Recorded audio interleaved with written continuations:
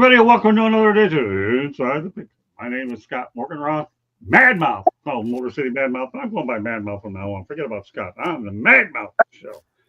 Everybody knows it. And I got a great group tonight. Mel Farr join us. Maybe, maybe not. Who knows? But we got a great topic, great group, Freeze and Dry Show. Welcome back to the big show. There you go. Jovial is all. And he has all those jerseys in the background. Candy laughing, wondering what's going to come out of the Madmouth mouth.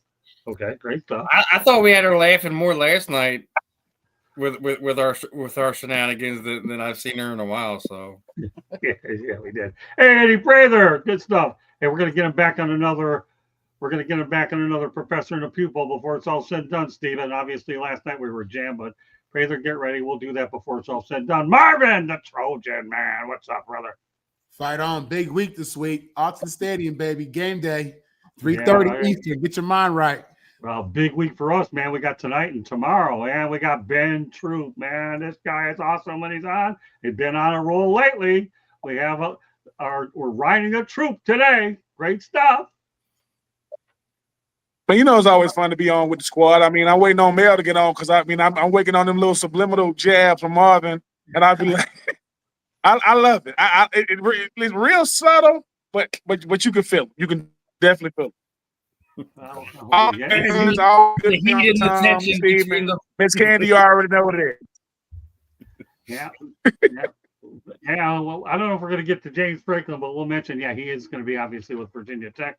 More on him next week. I have a lot of other stuff that's really, really important, but I'm glad we'll at least get it in there.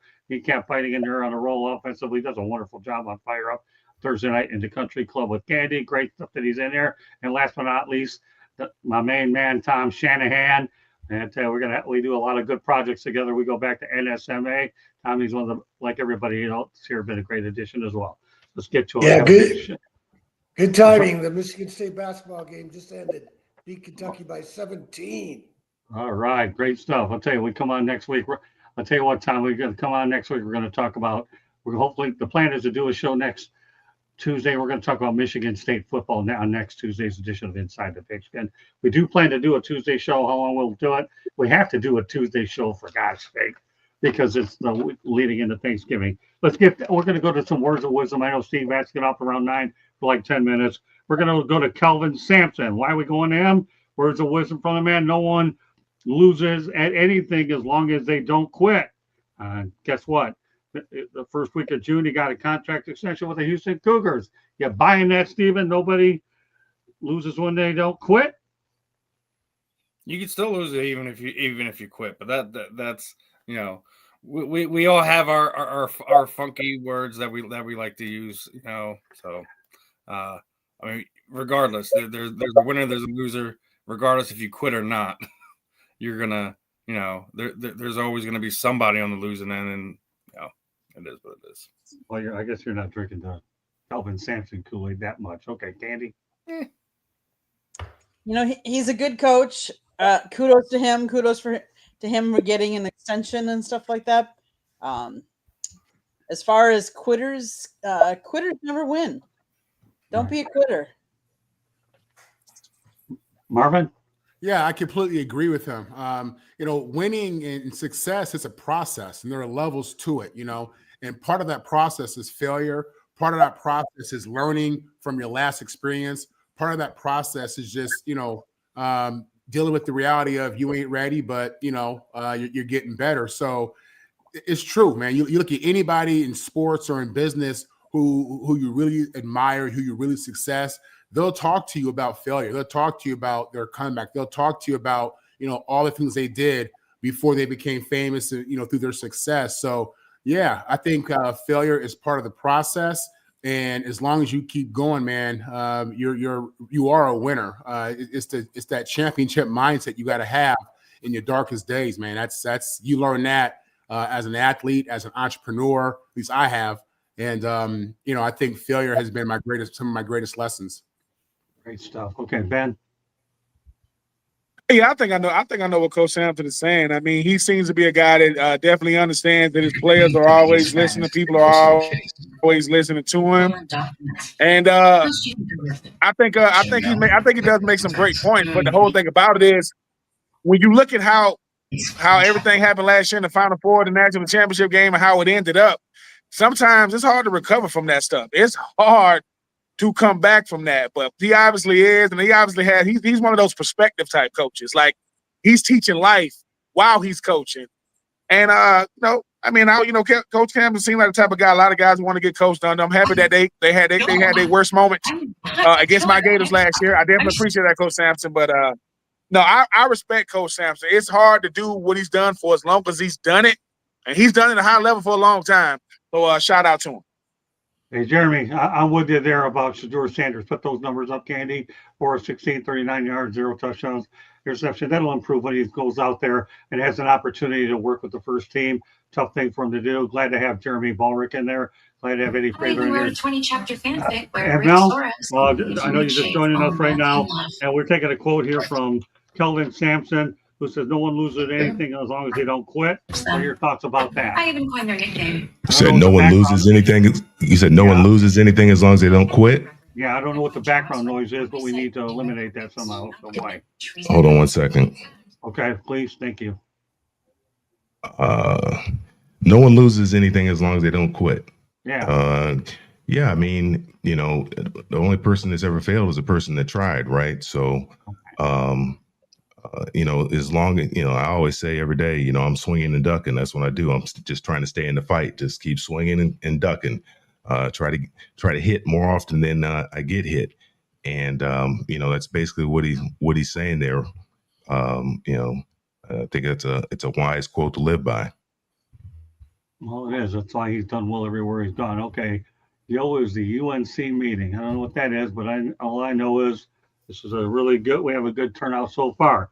Okay. The UNC meeting. That's what he's saying. He's saying the UNC meeting. Oh, the UNC meeting. Okay. Then some got past me. All right. Jair Alexander hits the Tom didn't go. Huh? Tom didn't go. Oh, I'm sorry, Tommy. Sorry about that. Go ahead. Yeah, well, he's living proof because he got Indiana on probation. He got tempted by recruiting violations. Yeah. And could have sidetracked his career completely. He had a chance to go to the NBA and be an assistant coach with the Bucks.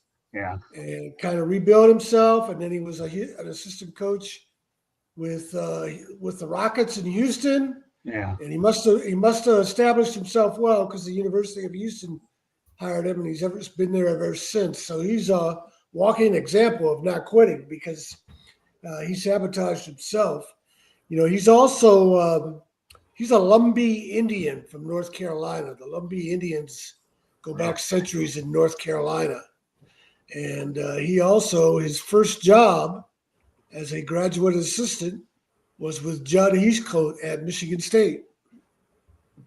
Great stuff, Tommy. Sorry about that. I'm glad you got in.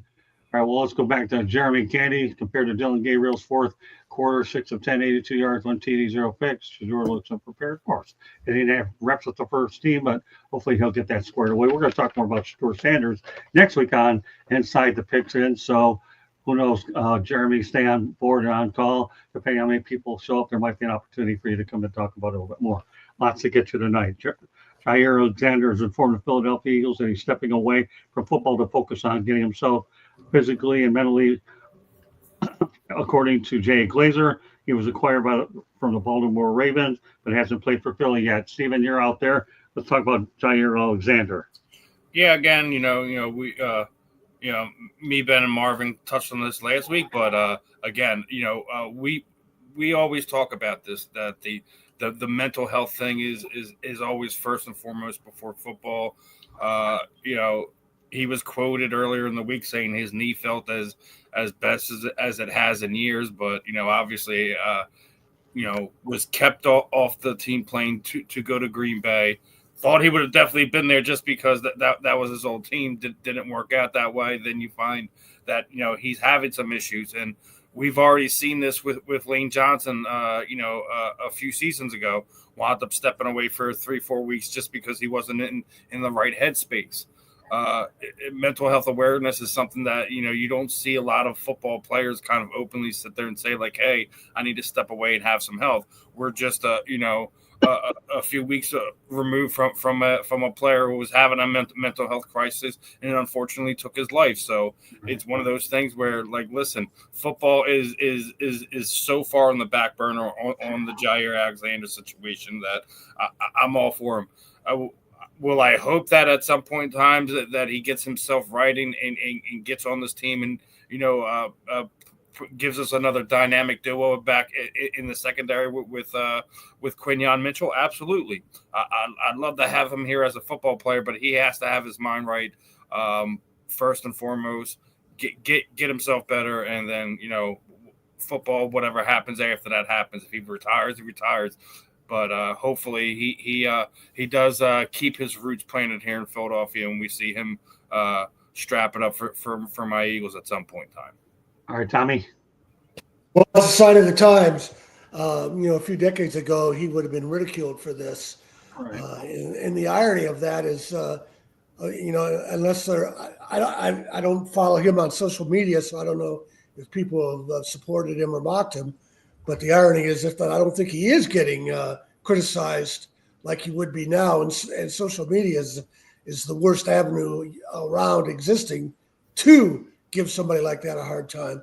I'm not sure who the first guy was to kind of bring a national awareness or to pro athletes about this, but Kevin Love with the Cavaliers is a very good example. Right. I know you start seeing him more in the media after Kevin Love. Got great points. Okay, Candy. Jair played 8 seasons in the National Football League.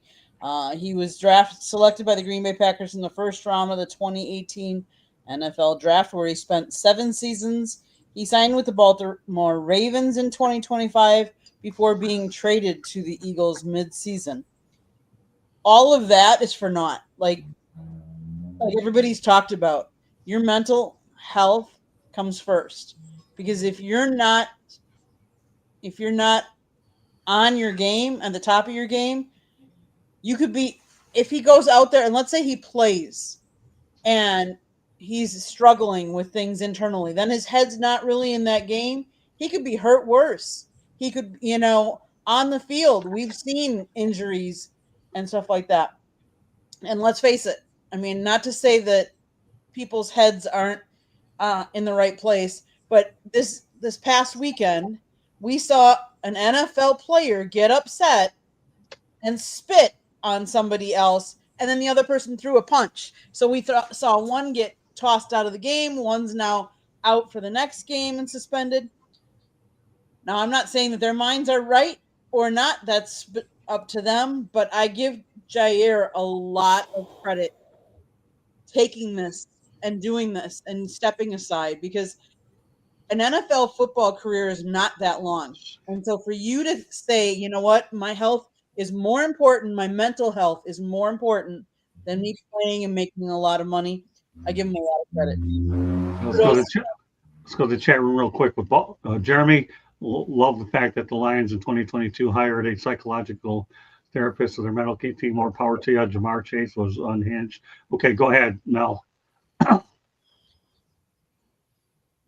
You have to understand, professional athletes, they are human beings first. And right.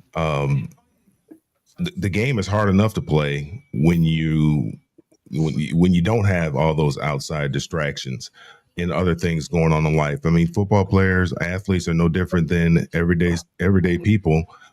They have things that come up, and for him, his body, he's been hurt a little bit lately.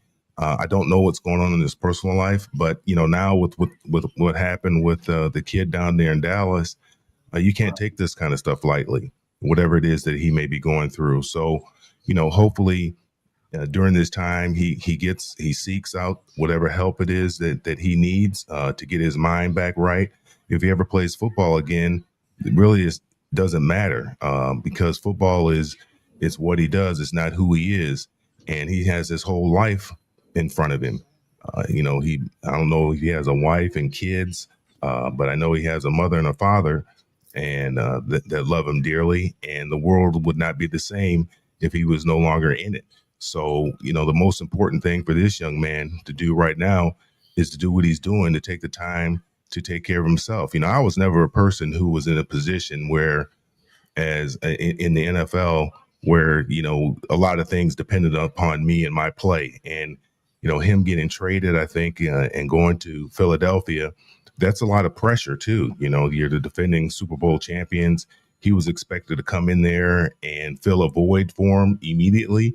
Right. And, you know, he just right now not mentally there. And if he's not mentally there, there's no need for him to be out there, because nothing but bad things are going to happen, and it's going to continue to snowball. And, you know, who knows where that could go. So I'm glad he's taking this time for himself. And again, if he never plays another down of football, you know, he's got the rest of his life to live, and that's what's most important. Yeah, more power to him. That's all I can say. Go ahead, Marvin. Yeah, I think Mel hit it on the head.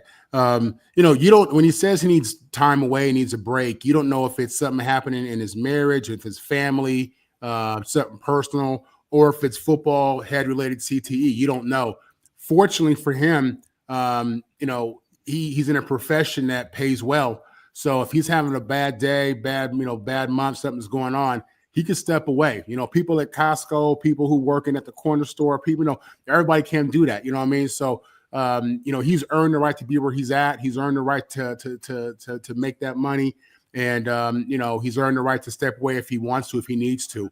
He's had a really good pro career, but, you know, your career means nothing, you know, compared to your mental state. You know, again, we've seen so many of these players who had, you know, head-related injuries, commit suicide, you know, and it's horrible. So kudos for him for being man enough to be honest about what he needs. I think it's a great example for younger players, younger people, period. And, you know, I wish him and his family well. And Yeah, I agree. I mean, I think the thing about football now, especially NFL players, professional athletes, is they ain't asking for permission no more, because they know if they ask for permission, it's going to be a lot of, you know, hoops to jump through. And I think for a guy like Jair Alexander, what he's saying, he's doing this for more than just him. You know how many players was wanting to step away? They're like, I can't. And Jair was like, well, dude, if you ask, the answer is going to be no, because they're going to put pressure on you to stay. Look, football is temporary. Your life is everything. And some of us, you know, former players, myself, Mel, you know, and obviously Marvin, this was unthinkable. You couldn't even, you would have been ostracized in such a way if you would have done this. And like I said, at the end of the day, man, ain't nobody gonna remember how many games you played, how many plays you made. If you can't remember your kids' names, you can't run around with you. And I think that's what players, the only people that's playing 20-some years anymore is quarterbacks. And they get hit the hardest because they got to stand in one spot and deliver the football. But salute to Jair Alexander, man. He's realizing that, look, the only way football is not going to be your identity if you choose it to be something else. Because unless you do stuff like this, it's all you got. So salute to him. I hope he gets what he needs to get done. And if he never plays football again, dude, you still did it. You know, it's like there's nothing else to prove. You know what I'm saying? He still did it. And like I said, man, I think he's helping a lot more players than he knows, because there are players that don't have the clout, that don't have the notoriety of Jair, that probably can't do it. But I guarantee you the first person going to welcome back, if he does come back, is Lane Johnson. I bet you that's the first person going to meet him when he comes through the door. It's going to be Lane. So shout out to Jair. Beautiful. All right, you know what we're going to do? We're going to talk to the Lions and Eagles. Stephen, I'll lead off with you. Then you have to take care of business. It's okay. You'll come back afterwards, and we'll just continue to transition through things as you get back. I got plenty of balance on this show to, you know, move through you a little bit and do what we have to do. But that said, let's talk about the Lions and the Eagles. Eagles are the 69 win. And when you look at the fact of the matter is the Lions were a victim of going for 0 for 5 on fourth down. So obviously Dan Campbell played the role of Kenny Rogers, called the gambler, to the point of 0 and 5. And he did this trick once before. He was 0 and 6 before, back in, I think, a few years ago. But they had missed opportunities, costly penalties, bad calls. And the Lions simply got bullied on offense, and they got beat up badly. And Jared Goff struggled, obviously. Steven, I don't care about whether the Lions beat the Eagles. I have to deal with you. It doesn't make any difference. The Lions are banged up right now. They're going to get players back. So they have a schedule that could get them in the playoffs. But we're just going to focus on Sunday night's game. What were your takeaways? The Super Bowl defense is back. That's first and foremost. Everyone's seen the numbers when you get after Jared Goff, and they weren't even really throwing exotic blitzes at him.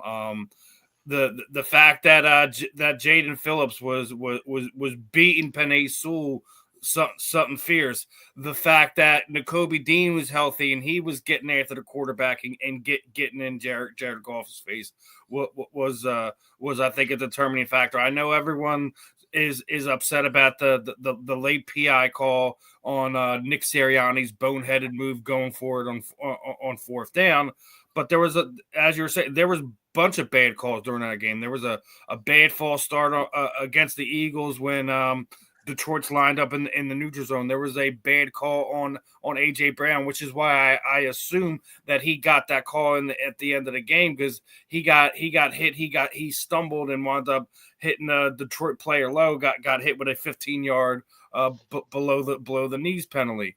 There was just weird officiating, but the thing that you got to really wrap your head around is Vic Fangio has that defense playing where they were towards the end of last season.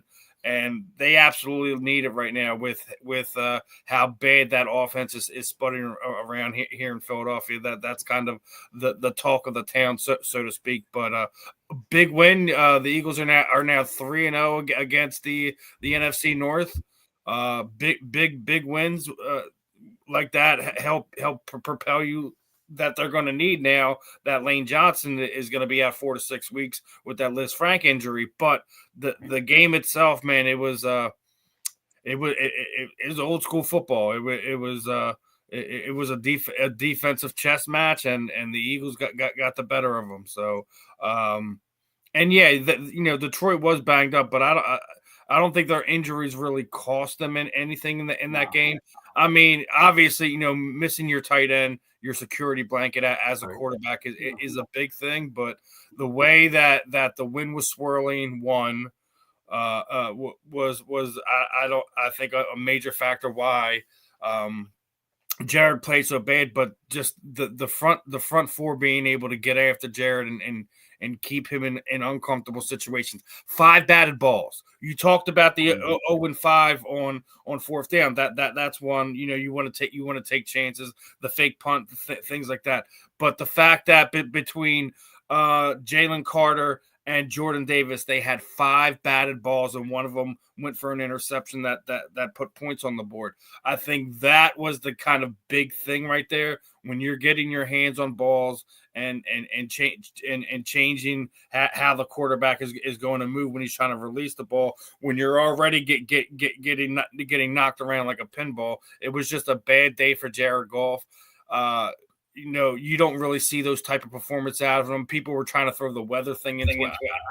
I don't want to hear that. I really don't. I think it was just Vic Fangio had a great game plan against it. The guys on the field are the ones that were able to execute it. And, only giving up 9 points to a team that over the past few years have averaged 30 points or more. Right. That's a feather in Vic's cap right there. That's why that game was won by the Philadelphia Eagles. Not the referees, not the injuries. Vic Fangio won that game. The reality, Dan Campbell's not going to sit there and let the Sam Laporta injury bother him. He knows what he has to do. Lions are used to injuries. They just fill in the blanks. Thanks to Brad Holmes. All right, Steven, see you in about 10, 15 minutes. Take care, Mama. And we'll go ahead and we'll keep rolling. No, it's okay. That's why I had this topic in here, so we put it in my pocket. I know how you operate. Go, get out of here and see you in about 10, 15 minutes. See you in about a minute. All right, you got it. All right, Tom, you know the topic. Talk about the Lions and Eagles. Go ahead. Yeah, the Eagles have been the most consistent team in the NFL. They have 2 losses, and other teams only have 2 losses. But if you were to chart their peaks and valleys, I don't think anybody the Eagles – I think other teams have deeper valleys than the Eagles have shown so far this year. They just seem to be solid all the way around, good depth. The team is well put together, well balanced. And this was a tough game for them because the Lions are pretty geared up to reestablish their season, and the Eagles fended them off. So the Eagles have to be the favorite to repeat. We still got a long ways to go. The NFL is always 2 or 3 seasons. And so we're 10, 11 games into it now. 6 and 7 more games is a lot. Andy, So I know we're talking about Phillies and Detroit. If you would have told me the beginning of before the game that the Philadelphia Eagles were going to hold the Lions to just 74 yards rushing with the duel that they have, I would have said no way. And that's partly why you guys didn't win, I think, because Philly did not run all over the board with you guys. I mean, they only scored 16 points. It's not like they put up 40 or anything like that. Your defense came to play.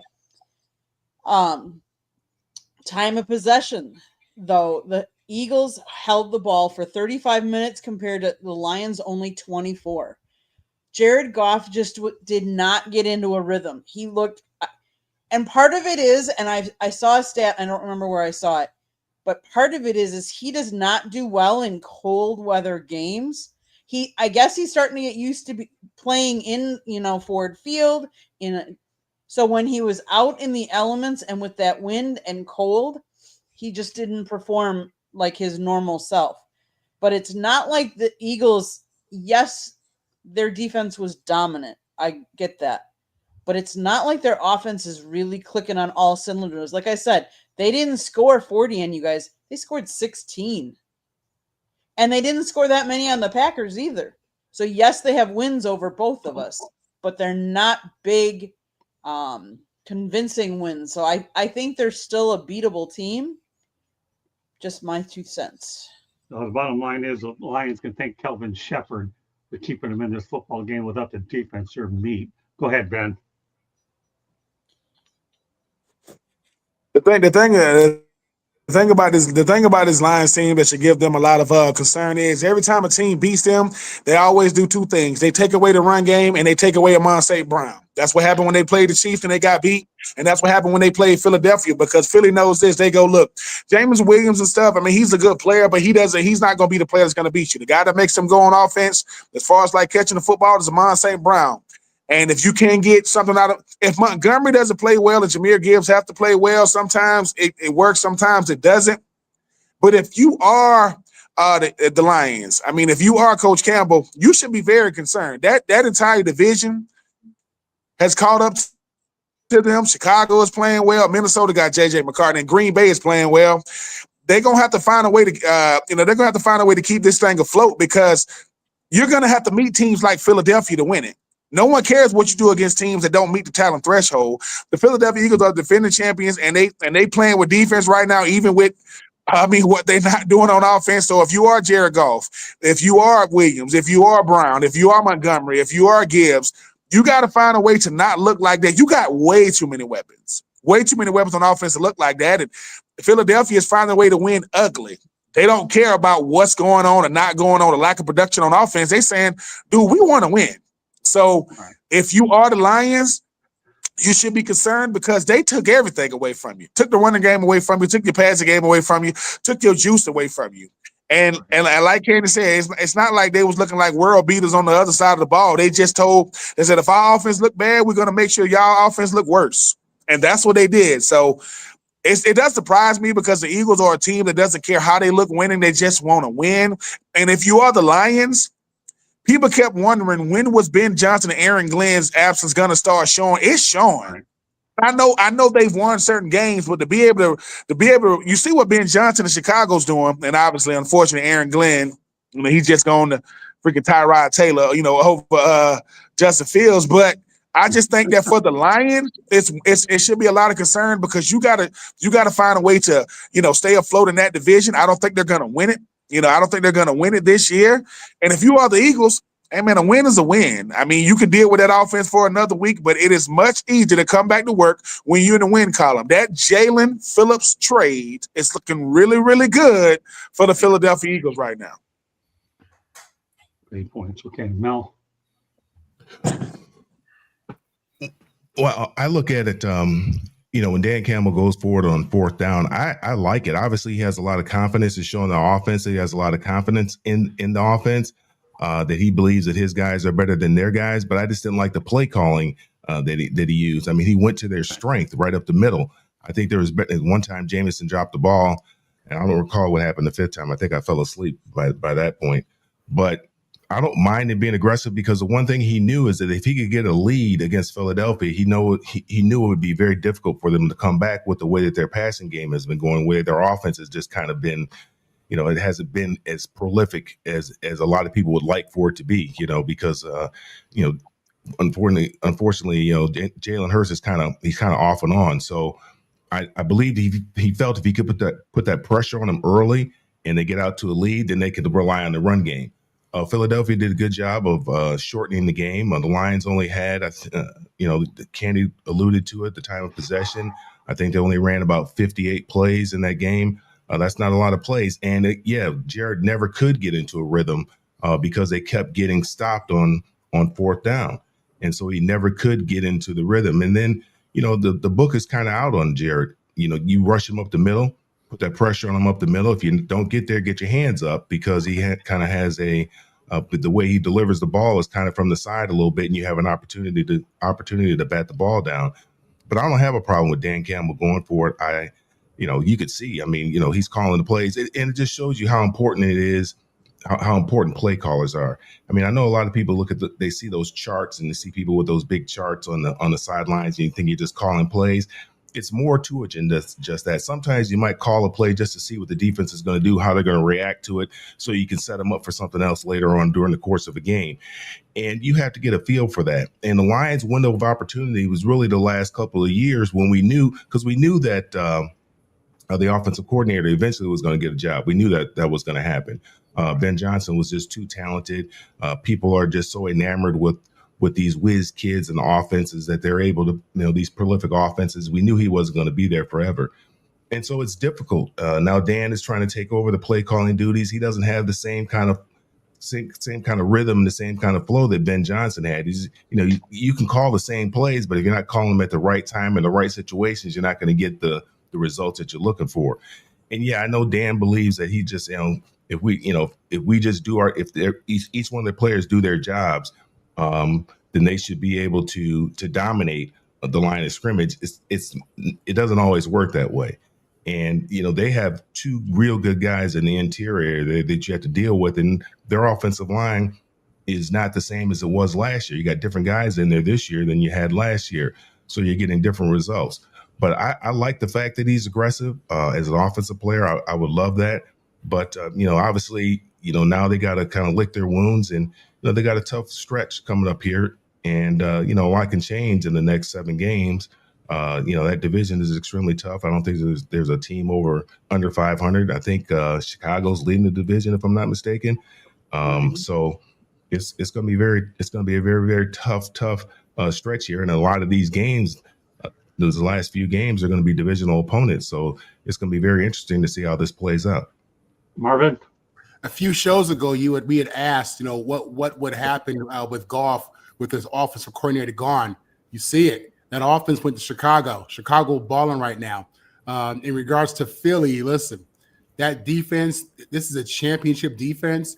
They have premier receivers who they struggle to get the ball to, and they got Saquon Barkley. Philly's tough, man, and the reality is they can get better. And that's what's scary about them. They can get better. So watch out for Philly. In regards to Detroit and Dan Campbell calling plays, 2 weeks ago he was a talk of the town calling plays. Last week not so much. But the story here is Philly, how good they looked on D and how much better they can get this year. Yeah, good points all the way around. Let me just point this out. A year ago, when you think about it, Ben Johnson had 284 points, and now Dan Campbell with 283, comparing 24 and 25. Great points all the way around. All right, well, let's revisit UCLA Bruins. This is what I really like to talk about. But on September 13th, obviously, we know that the Bruins have paid New Mexico $1.2 million to lose 35-10.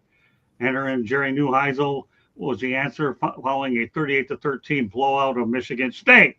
That wasn't too fun, right, Tommy? Jerry Neuheisel as the offensive coordinator. First 4 games, they had 57 points scored.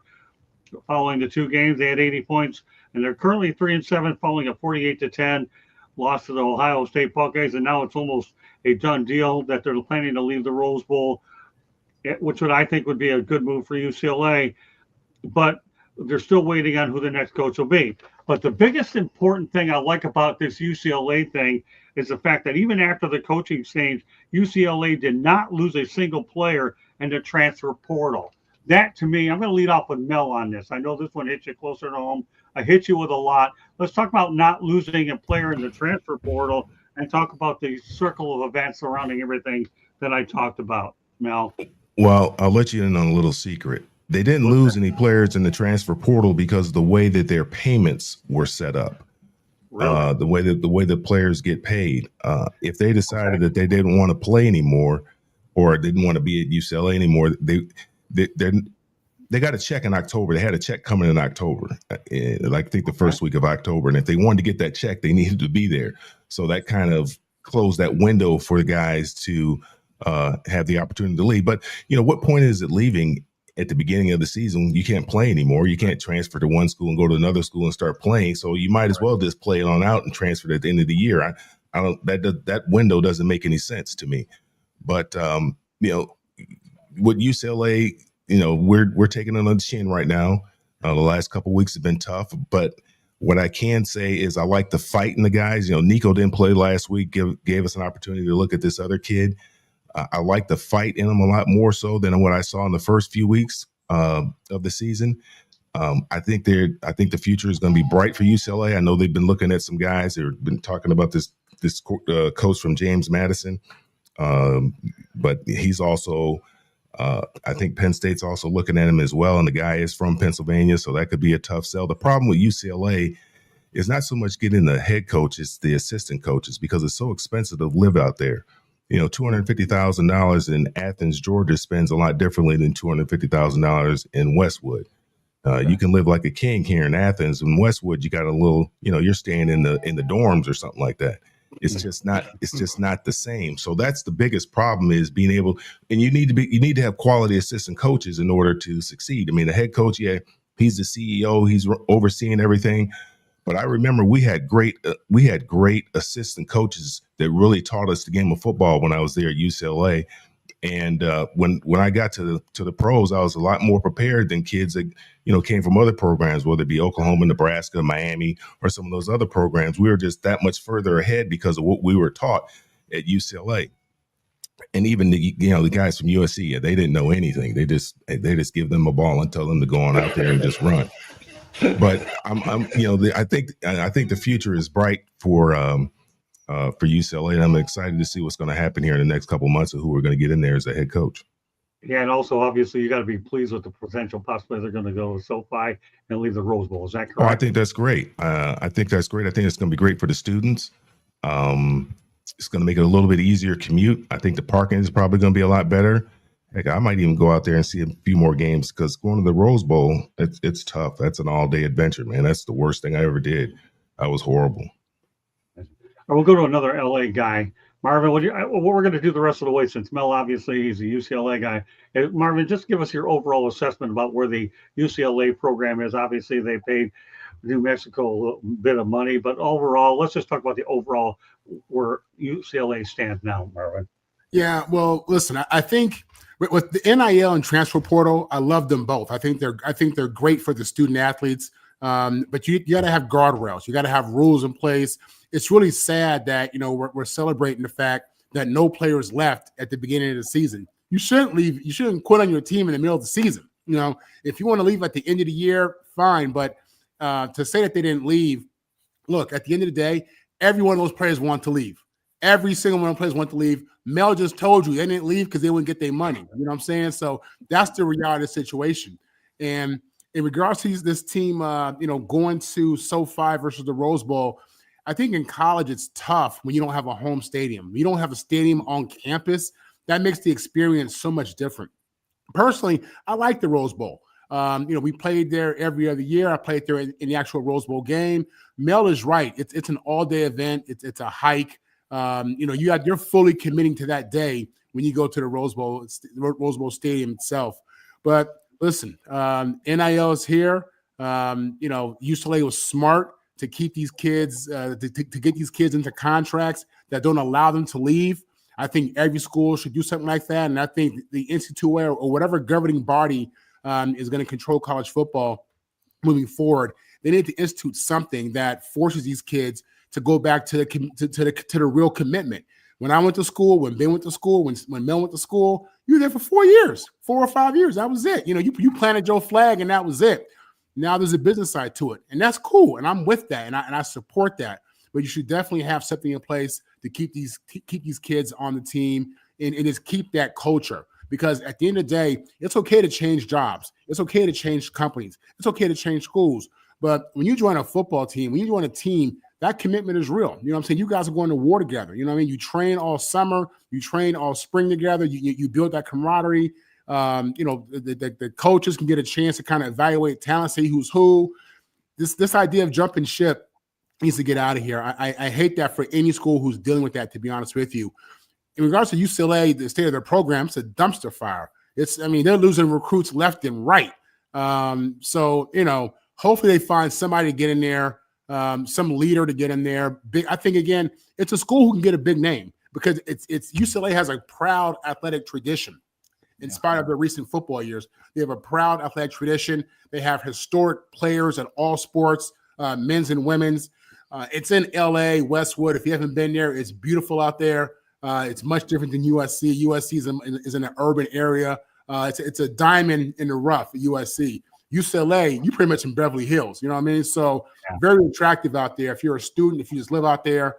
But yeah, the idea of jumping ship when your team is down, that's not winning culture for your team or for you. And I think as a player, it speaks bad of your own personal brand that you would do that to your team. And if I was a coach on another team, I'd be hesitant to bring that player in. I would, because at the end of the day, yeah, you want your money and that's okay, but there's a team aspect to this thing as well that has to stay in place, I think.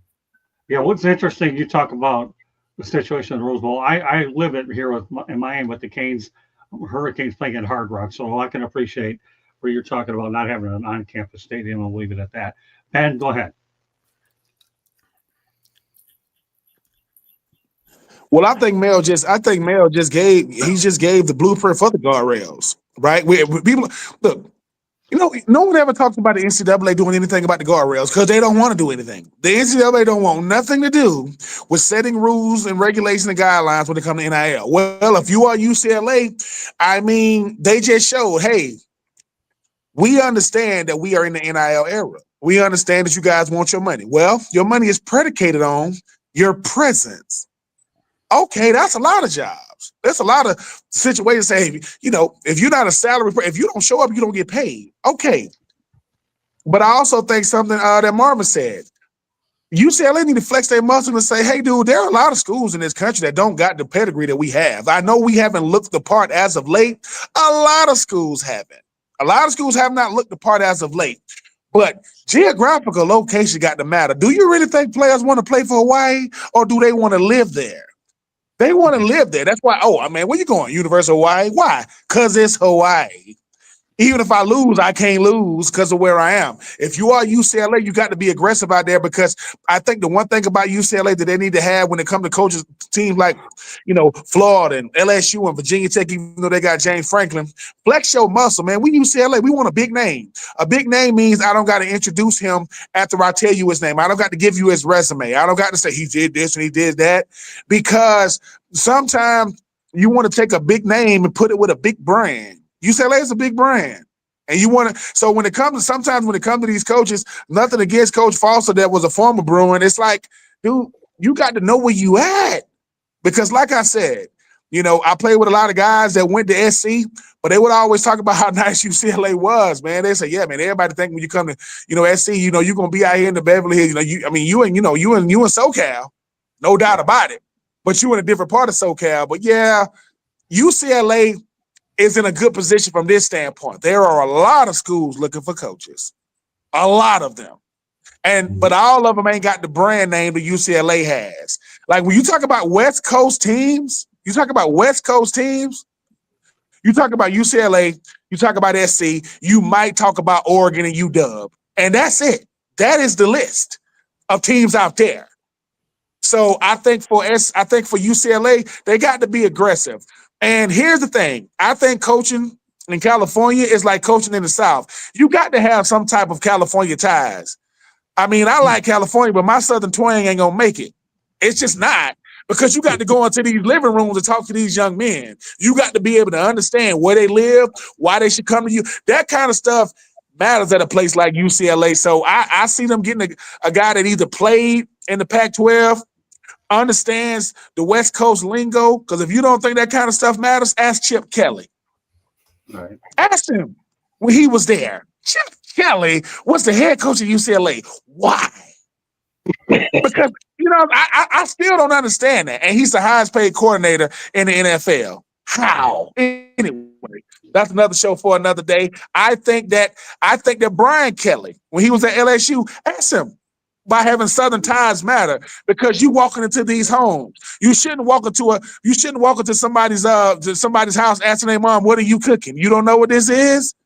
No, what is that? Get the hell out. You don't even know what my mom cooking, man. How you want me to come to your school? Stop it.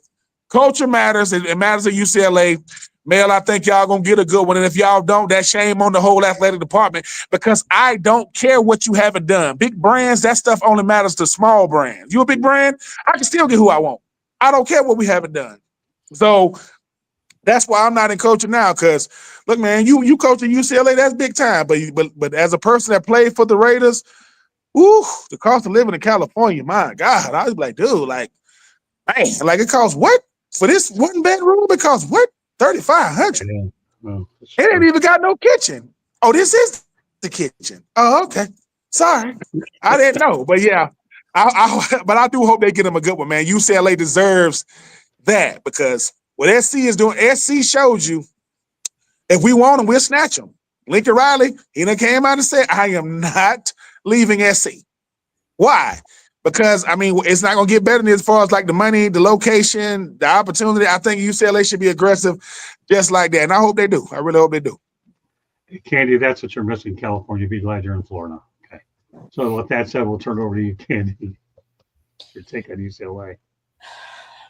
So all the points that we've talked about, I mean, who wouldn't? Everybody, let's face it, everybody's looking for the next Kurt Signitti.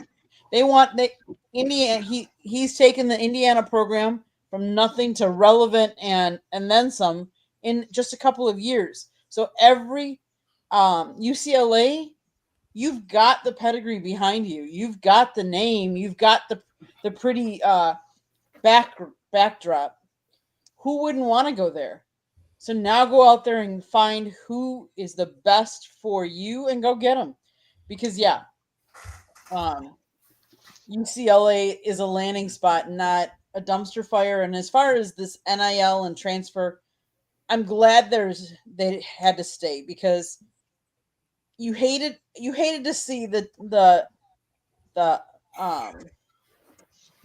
bowl game where the team had to forfeit because they didn't have enough players because they had all transferred out, and that's just sad. These kids went to school to play the game, and just because a coach is no longer there to transfer mid-season, there's no, even if you wanted to transfer and go play for somebody else, there's somebody already else there. Let the season play out and then figure out, and don't be so quick to just jump ship. Maybe the coach that they're going to bring in is going to be the best thing for you, instead of, putting your name in the transfer portal. Great point. Stephen, you want to talk about this, or you want to move on from it? What's up to you? I mean, I don't have much to say. I mean, Okay. UCLA has produced what?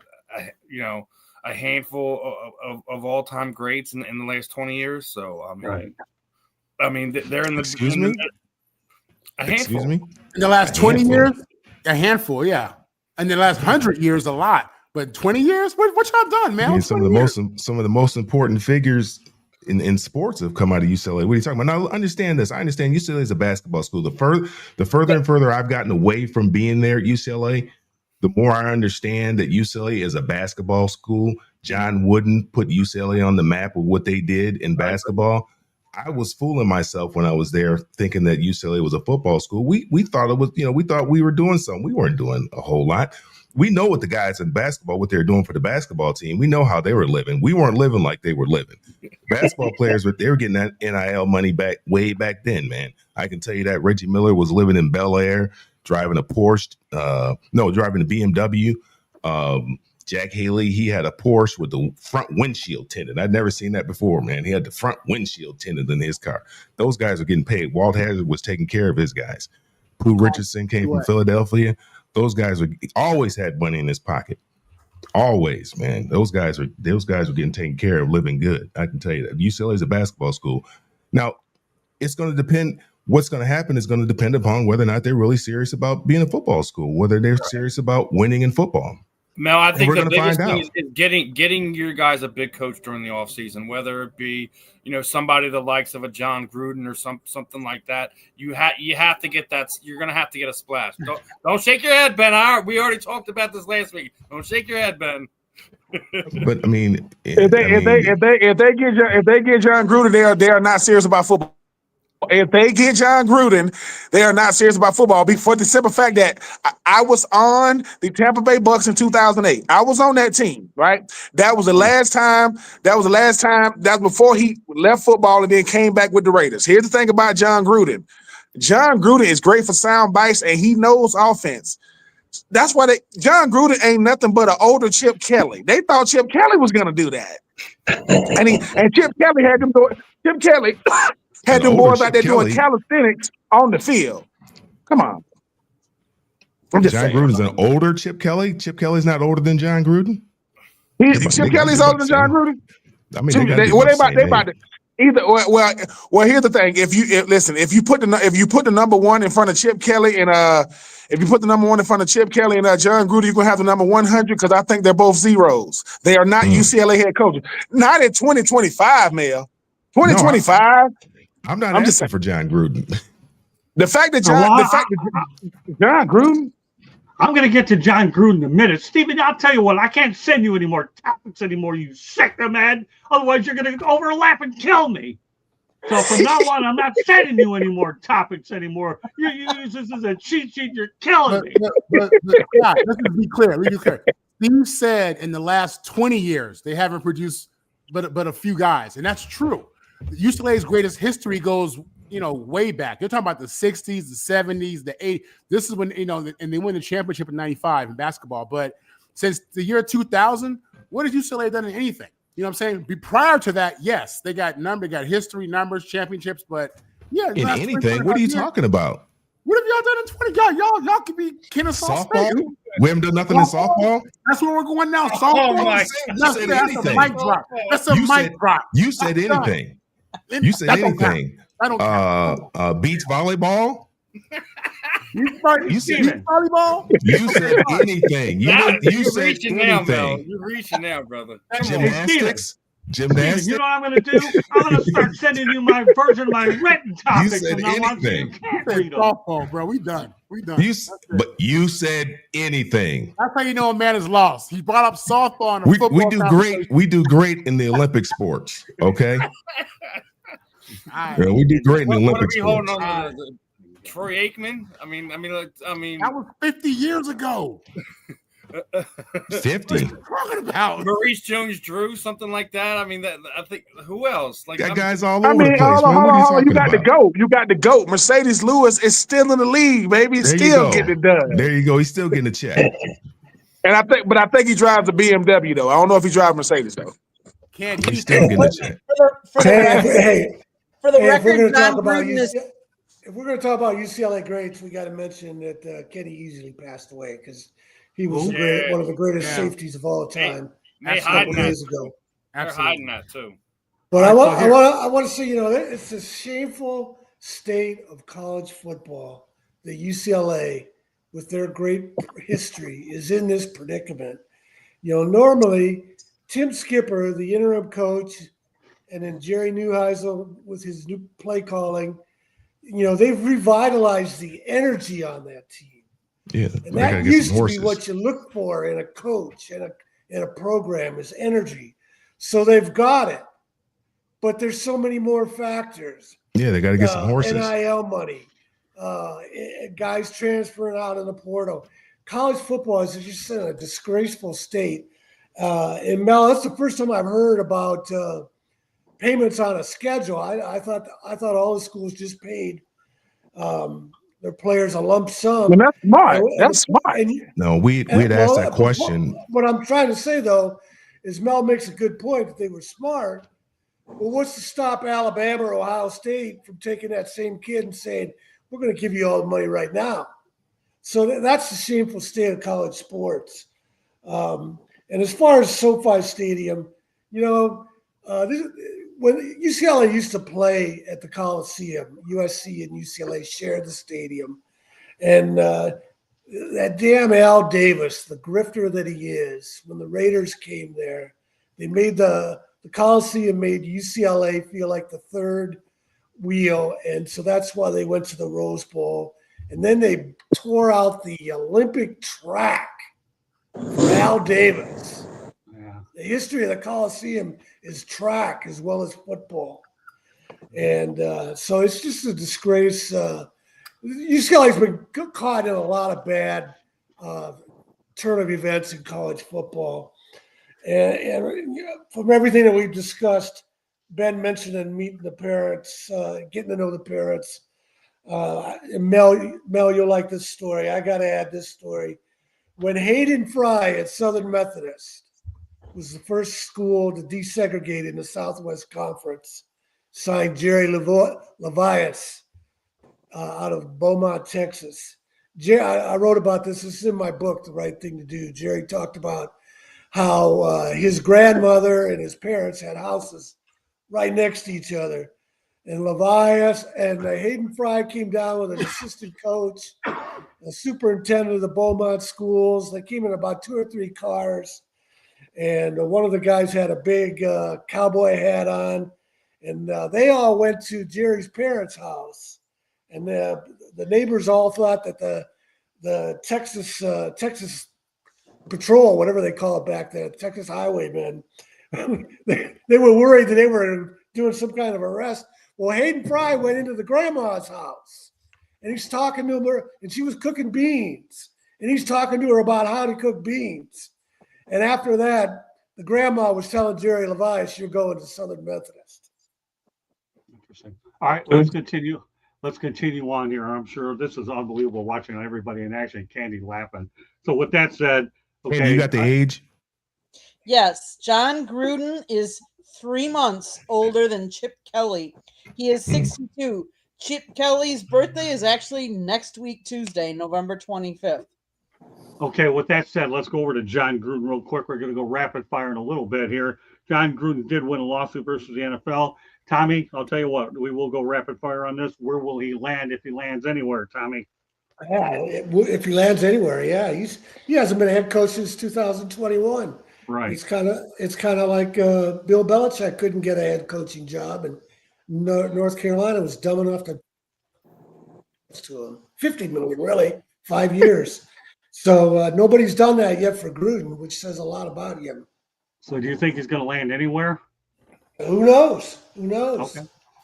All right, Steven. Like I said, the new rule is from now on with you, I send you the paper topic so you can't screw it up and everybody else. Like Gruden. I didn't say John Gruden. I'm messing with you. In a bunch there, buddy. I'm messing with you. Go ahead. Answer the question. Listen, we brought this up last week. Me and Ben, right? We were talking about it because Giants fans were already on the let's bring in John Gruden bandwagon. As you just said, he's in the middle of a lawsuit with the NFL. That is all of it's about to become public. Well, he won it. No, he wanted to become public. He hasn't won the lawsuit yet. Okay. It's because he was fighting to get so he didn't want a moderator. He wanted a jury and for everything to be public. He got that. He's going to get that. So let's start this off. He is not going back to the NFL, and this is exactly why he hasn't gotten a job in the NFL. Okay. I do think he will land somewhere in college after after this lawsuit is over. Where that is for anyone. Eddie was asking us in the chat room last week. Where do we think he was going to go? Is he going to go to Florida? I don't know where he's going to end up. Wherever it's going to be, it's going to be something that's going to placate to him. whether it be a UCLA, whether it be a Penn State, something. It's gonna have to be a big program, and it's gonna have to be some. He is a geek when it comes to football. He absolutely loves what he does. He's enjoying his time at Barstool Sports. So I could be way off on this. He could be sitting there drinking margaritas and taking more of David Potney's money. I don't know. I don't have an exact thing. I do think he will wind up in college at some point in time over the next few years. That's good enough for me, Stephen. Thank you very much. Okay, you get the regular typed out topics. Just because I know he doesn't like my penmanship and he doesn't hesitate to let me know. Candy, yeah, I know how to get to this guy now. Just go ahead and send him the paper topics and say, deal with it. And that's all. No, don't do that. Just send me the rest of the stuff. Say, I know how to get to it too. All right, Candy, give me your best hypothesis. Educated guess. Want to get to a few more topics. Station break coming up. I think he's going to land in college. I think a splash would be LSU or Florida. I know they're going after Lane Kiffin, but I don't know that Lane's going to move on. So I think that it could be one of those. Just a thought. Okay, Ben. He better not go to Florida. He better not. I don't care where he goes. Don't. The thing, look, John Gruden is a big name, and what I'll never understand, and maybe Mel and Marvin can help me understand this, right? Some of these coaches can live off these legacies forever. Like, they haven't been good for a long time. People, their names keep coming up. John Gruden won a Super Bowl in 2002. 2002. And he only won it because he went up against Rich Gannon, Tim Brown, and Jerry Rice. That's the starting receivers at quarterback, because he just coached them a year ago. That whole plane was lit up with Ben Gay and Jared Hall in the back of it. That's who we had to beat in 2002. And I mean that humbly. I just hope that if John Gruden does end up at college, it'll be somewhere like Oklahoma State, Oregon State. Because if a team like LSU or Florida gets John Gruden, that athletic director is going to get fired. Because John Gruden's going to get fired. Because outside, he's going to be good. He's going to have the Deion Sanders effect. He's going to be good for business. He's going to be good for memorabilia. He's going to be good for making bucks. But winning, I don't know. Because college is a different game. You run colleges, you got to be able to deal with the NIL situation, deal with the transfer portal. Because Nick Saban, as great as he was, he never won in the NIL era. You notice he never won. He got out because he knows now I really got to compete with spending money with the Texas A&Ms and the Texas of the world. John Gruden, he's going to end up somewhere because people are going to say his name enough that somebody's going to be dumb enough to bring him on. But I mean, how many Y's to bananas can you call? I mean, I'm just saying, like, he knows if you ain't coached football in 4 years and you're still breaking down film, that's a different type of individual, people. He is breaking down film right now in the dark. And that's what he loves to do. So somebody's going to get him. I just hope to God it is not Florida. You can go to LSU, right? You can go to UAB. You can go to Oregon State. You can go to UCLA if you want to. Mel shaking his head. I don't see John Gruden going to schools like that though. But somebody, if Trent Dilfer can get a head coaching job, no offense, Trent, somebody's going to get John Gruden. Somebody's going to get him. That's so funny. I swear to God. Some of the choices you put out there, I couldn't hold back on this one. I needed that. Oh, man. All right, go ahead. That was a good one, Ben. I'm proud of you, brother, for that. You had me laughing. LOL, I guess is what they call it. Go ahead, Mel. We have a station break coming up in a moment. Then we have a lot more fresh hay on the way. Go ahead, Mel. Yeah, I'm sure that with all the positions, the jobs that are available in college football is kind of different this year because you got big time programs looking at hiring coaches, and then somebody's going to leave. That wherever program they leave, they're going to be looking for a coach as well. So it wouldn't surprise me that if he got hired during this hiring cycle, do I think he's going to go to one of those big brands? I'm like Ben. I don't think so. I really don't. He's been out of coaching for a long time. Now, all it takes is one person to fall in love with an athletic director, president, or something like that, to fall in love with him, and he can get one of those big time jobs. But I really don't see that happening. I don't see anybody doing that, and I certainly hope that he's not on UCLA's radar. To be honest with you, I mean, I like him. I think he's what he's did in the past has been great. Yeah, He's won a Super Bowl, so he's a made man, but that was a long time ago, as Ben talked about. That was a long, long time ago.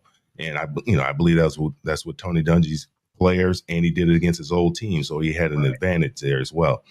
But I think there's a great possibility that he could find himself with a job in this hiring cycle. Marvin? Well, to Mel's point, a long time ago isn't bad. I mean, UCLA was good a long time ago, and we still have a little bit of respect for them. So we still respect success on any level at any time. We'll see you on November 29th. In regards to John Gruden, whether he's in college or the NFL, when he's in that team meeting, he's speaking to majority black men. And my question is going to be, how is it going to go over when you look at what happened to him in the NFL, the emails that leaked and what he said about DeMaurice Smith having big lips? I mean, how if you're a parent, right, and and John Gruden's recruiting your son, how do you really feel about that? You know what I'm saying? If you're an NFL vet, you 35 years old, you've been in the league, 14 years. This dude walk up in there and what he's talking about privately. How do you really feel about that? Now, honestly, being the son of a player, I think it's a business approach. It is what it is. You know what I'm saying? But you got a lot of people who feel some kind of way about that. And that's something that ain't being discussed. Okay. All right, Candy, time for a station break. And then when we come back, we're going to talk about our feature topic of the night. How are this year's NFL quarterback prospects doing? Go ahead, Candy. South Florida Tribune Publishing Company published a book, Lessons from the Microphone, Tuning into the Enduring Wisdom of Visionary Leaders. It is written by our host, Scott, the Motor City Madmouth Morganroth. Talks about his 40-plus years in the industry and how it has evolved. Old school media versus new school media. Get your copy today. It's available on Amazon, Barnes & Noble, Kindle, Google, and Apple Books. There's also a link on our website, www.southfloridatribune.com. SouthFloridaTribune.com, where there is a plethora of great content, so go check it out. If you like to listen to podcasts, you can find us wherever you get your podcast. If you want to advertise or sponsor a show, or even be on a show, be a guest, or have topic ideas, you can always email us at southfloridatribune@gmail.com. If you see the red subscribe button in the lower right-hand corner, that means you have not subscribed to us. Please do so. Turn on your notifications as well, and tell all your friends and family. We'd love to have more. If you have comments, you can always comment in our chat room too, though. Anything else, Scott? No, that's about it. Let's go to our feature topic of the night. Okay. We're talking about the NFL Combine. We talked a lot about quarterbacks. Well, guess what? We're going to talk about quarterbacks. I'm going to list a bunch of names. We don't have to break down every one. We'll just go over a bunch of them. Everybody gets their piece of the action here. Okay, and that's this. We're going to track them. Out of Minnesota, you had Max Brogman. Missouri put out there Brady Cook. Ole Miss, we know about Jackson Dart. Texas had Quinn Ewers. Oregon had Dylan Gabriel. Memphis had Seth Henigman. Ohio State, Will Howard. Notre Dame had Riley Leonard. Syracuse had Kyle McCord. Florida had Graham Mertz. Then you have Alabama, Jalen Milroe. Indiana had Curtis Rourke. Colorado had Shedeur Sanders. Louisville had Tyler Shough. And Miami had Cam Ward. Okay, Tommy, obviously you follow the college ones. Which one of these impresses you the most about where they're at? I know there are a lot of who? I think it's pretty easy to say Jackson Dart of the Giants. Okay. But it's disgrace. I got to repeat what Jeff Saturday said on ESPN about Kevin Stefanski and Shedeur Sanders. He said it's malpractice. The guy had never taken a snap with the first team before he gets thrown into a game. Does Stefanski have some kind of grudge against Sanders because Dylan Gabriel was his guy? We know that. Is he upset at the Browns for taking Sanders?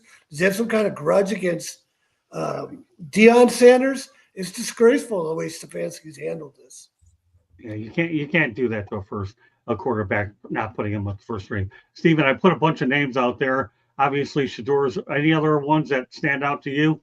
No, I mean Tom's dead on with both of his comments there. Jackson Dart has not only wowed, but he is proven that despite the fact of being absolutely misused by Brian Dable, I don't know why you're trying to use him as a running back, having him getting concussed and things of that nature. But he's actually proved that he's part of the crop that's going to change the culture there for the New York Giants. But and the second side of that is absolutely agreed that what Kevin Stefanski has done, the entire Shedeur Sanders situation has been mishandled on every level. Oh, yeah. Every single level, they have mishandled this guy. It's already been put out there that the front office is the one that made him draft Shedeur Sanders. Obviously, Kevin has been the Dylan Gabriel guy. The fact that we're still at this time today, like you basically today or tomorrow, he's going to finally get first team reps. The fact that we're 3/4 of the way through the season, he's your backup quarterback and he hasn't been getting first is absolutely malpractice on every level. I don't know if it's a personal thing, if it's he just doesn't want it because the front office wants it. But if he doesn't figure out some common ground with it right now, he's gonna find his way out of Cleveland.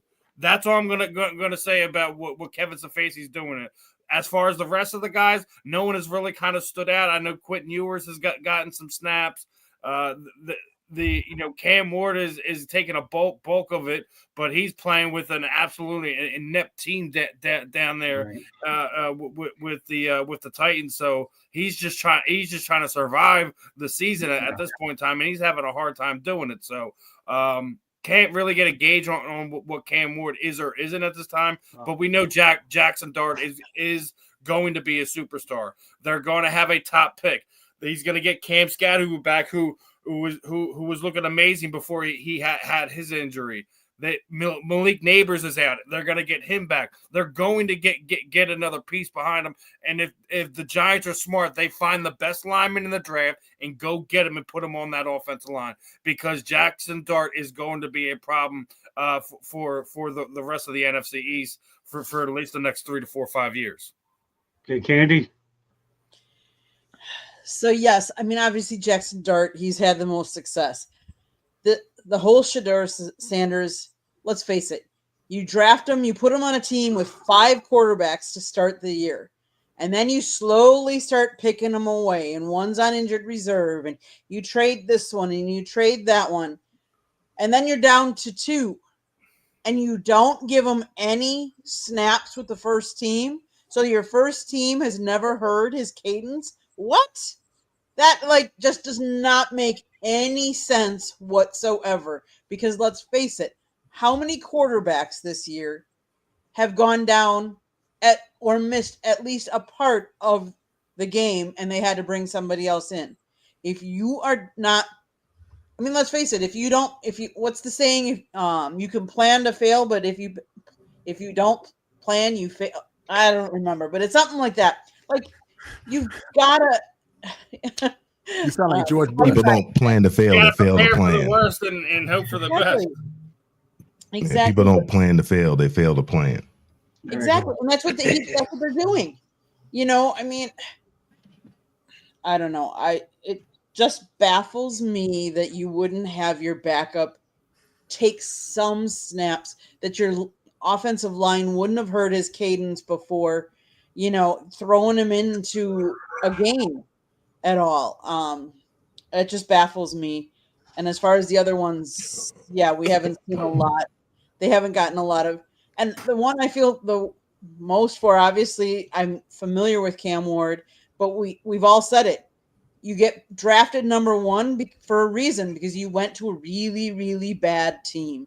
And so to have success, it's going to be really hard until they get more pieces and, letting a coach go. And I mean, they could have another number 1 pick this year. You never know.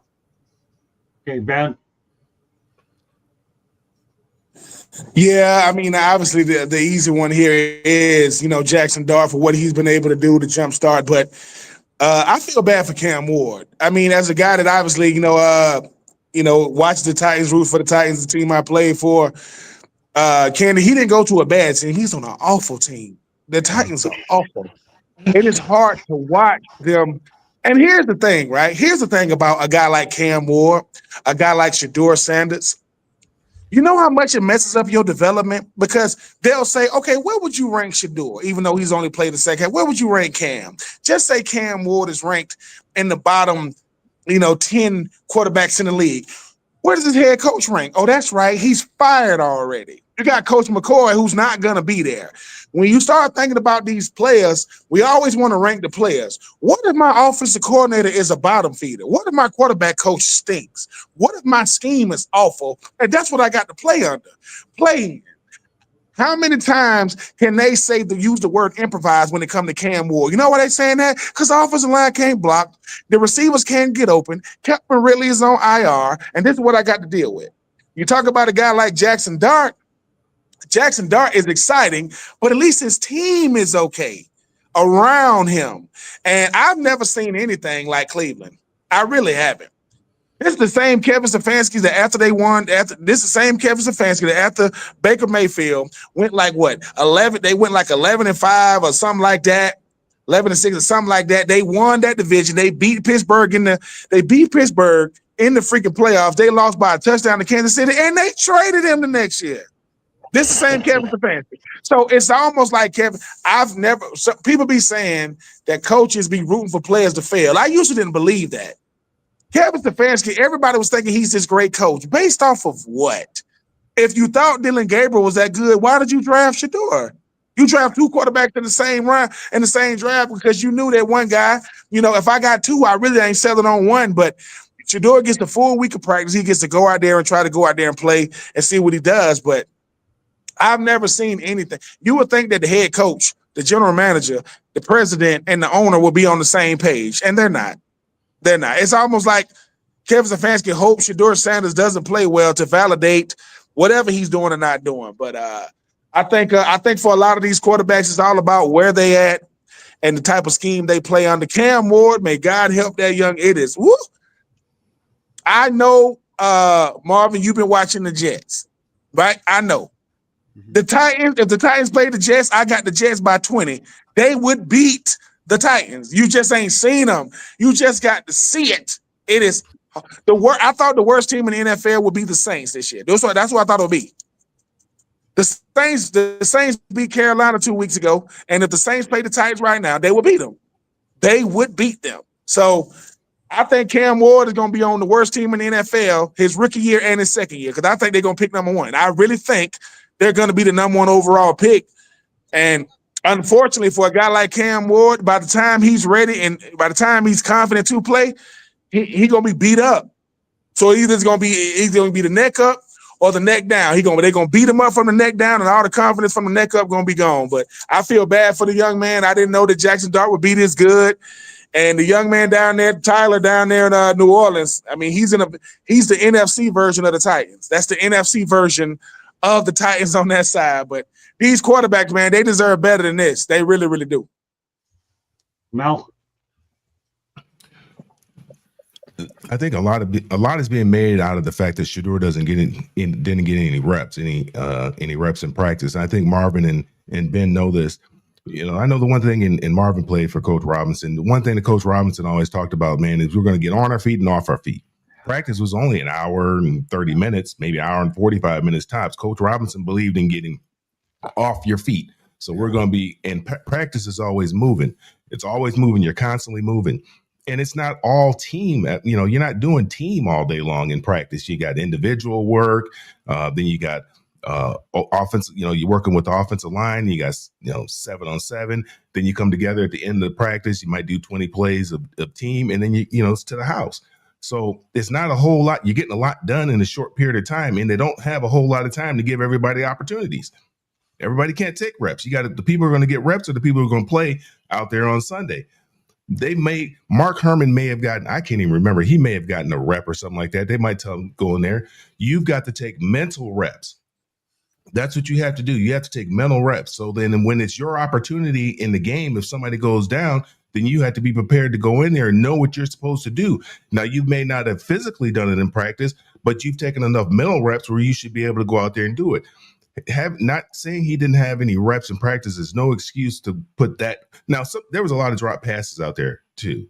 I know he's 4'16", but there are some drop passes out there that may have got him to 50%, maybe. I don't know. I didn't see the whole game, but he's got to be prepared mentally. He knows he's a backup quarterback. He could go in there at any time. You got to be prepared to play. And the one thing my dad used to always say, the one thing you can't hide is performance. You can't hide it. So he had to go in there and he had to perform regardless of what the situation was. He had to go out there and perform. And unfortunately, he did. Now, whether or not Dylan Gabriel was able to go back out there this week or not, I don't know. We'll have to see. But as far as, I know they're making a big deal out of Jackson Dart, and him and Cam Scadaboo came out there and they, thought they were taking the NFL on, by storm. And, these guys are grown men, man. They see all this kind of stuff. And, Jackson Dart running around, you can't do all that running around in the NFL. You can't do it. You're going to get hurt. They're going to get you. I mean, they want you to get outside the pocket so they can get an opportunity to get a good lick on you. And that's what happened to him. Somebody got a lick on him. And it wasn't even really a good lick. We got a decent little lick on him, and that put him out. Now, what happens when they get a good lick on him when he gets out there? He's going to really be hurt. So you got to win the game from the pocket. He's exciting and all that kind of stuff, but he's got to learn how to play from the pocket, play from within himself. All the extracurricular stuff is unnecessary right now. You're a rookie, man. Go out there, learn the game, try to play the game at a high level, and help your team win. All the other stuff, you have plenty of time to do that.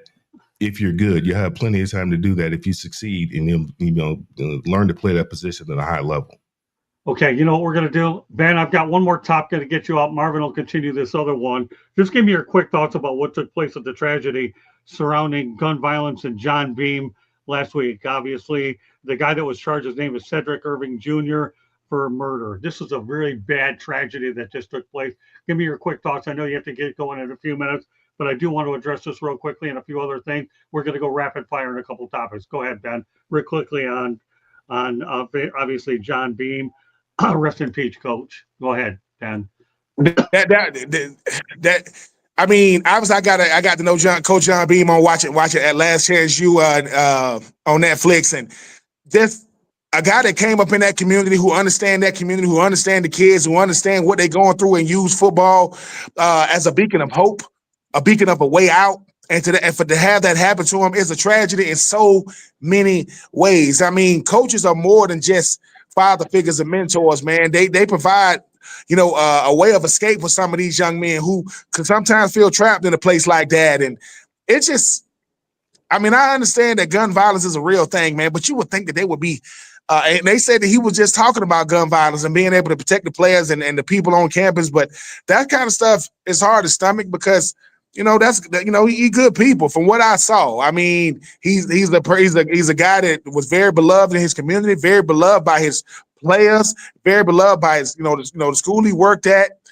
And it just shows that we got a lot of work to do in this life because gun violence is a real thing. Gang culture in certain parts of the country is real. It's real as it gets. And I think for a place like that, they're going to have to rethink how they go about safety. I know you got to be able to protect the people on these campuses and around these campuses. And if you understand the part of the city that you in, you know what's up. And whether you the president, whether you the dean of students, just because you don't live over here, you work over here and you know what it is. So what happened to Coach Beam is a tragedy. It shouldn't happen. It shouldn't have happened. My condolences to his family, but he meant so much to so many, and it was bigger than football, and they took away a good one. So I just hope that the school understands the severity of the situation. They take the proper precautions to make sure that something like that, you can't prevent it, but prevention should be at the top of your list. All right, Ben, let everybody know to get a hold of you real quick. I'm going to go back to Marvin Powell for the conclusion of the one topic, and then he's going to start off the other one. Go ahead. Real quick. I mean, I got a new X handle. I think it's at Ben Troop like 976. I don't know the numbers behind it. My old X handle got hacked. Somebody think I'm somebody out there because they hacked my freaking X. I don't know why they hacked it, but they hacked it. So I'm still Ben Troop. I think I don't know the numbers behind me. I'm still at Ben Troop 84 on IG. And look, man, the fan in the end, just just having fun on these airways. I think being blessed to be on with everybody on here, Mel, Marvin, Tommy, Mr. Tommy. I'm calling you Tommy. Myself, Mr. Tommy. I'm not calling you Tommy. You Mr. Tommy. To me, Candy, and obviously, Steve know what it is. Look, man, I mean, sometimes, God bless you to have fun doing exactly what you love to do with people you love to do it with. And that's what I'm doing. I'm going to keep doing it until somebody say I can't. Well, I'll tell you, I enjoy working with you, my brother, and I'm glad that you're on our network, Ben. That's for sure. There's a book out there, Uncommon and Unfinished. Ben, glad to have you on the show. And if you're on next Tuesday, great. If you're not, happy Thanksgiving. Oh, I'm All on. right, Ben? Listen, I'm on every Tuesday. Listen, y'all not finna jinx me. John Gruden is not gonna be the head coach of Florida. Hell no, that's not happening. I'm just saying that, man. I don't know what's gonna go on to UCLA. No, we don't need him. I know he live in Tampa. Just keep your house down there in Tampa. Do not come to Gainesville. Keep that 727 area code. Do not switch it to 352. We're not dealing with that. Nope. All right, well, we will be doing a show next Tuesday night, and cast to be determined. Thanks again, Ben. I know you got to roll. Thanks very much. Okay, Marvin, back to you. We'll go ahead and let you conclude about the quarterbacks, and then we'll talk about the tragedy that took place. Go ahead, Marvin. Let's finish up with the quarter ones. Yeah, of the list that you gave us, Jackson Dart is obviously the guy. When he was at USC, he looked good. I mean, he was our starting quarterback, and he played really well. I was really excited about him in the future at USC, but he got hurt, and he lost his position, and then he went to Ole Miss with Lane. He's the guy. In regards to Shador, people were talking about, remember when Caleb Williams, when it came out that Caleb Williams' dad was talking before the draft about how he didn't want to go to the Bears or go somewhere, where his son won't develop because of a revolving door and all this stuff, and a team who has been horrific in what they've done to young quarterbacks. Listen, the reality is this: that happens. Eli Manning, his dad, had him set up so he wouldn't go to the Chargers. He wanted to go to a place where they had real leadership. What you see with Stefanski is ego exists. It exists. He didn't want Shador, and he's proving to the organization, in his mind, he's proving to the organization that he's not the guy, that he's not ready, that he's not it. That's really what I think, and I hate that for that kid.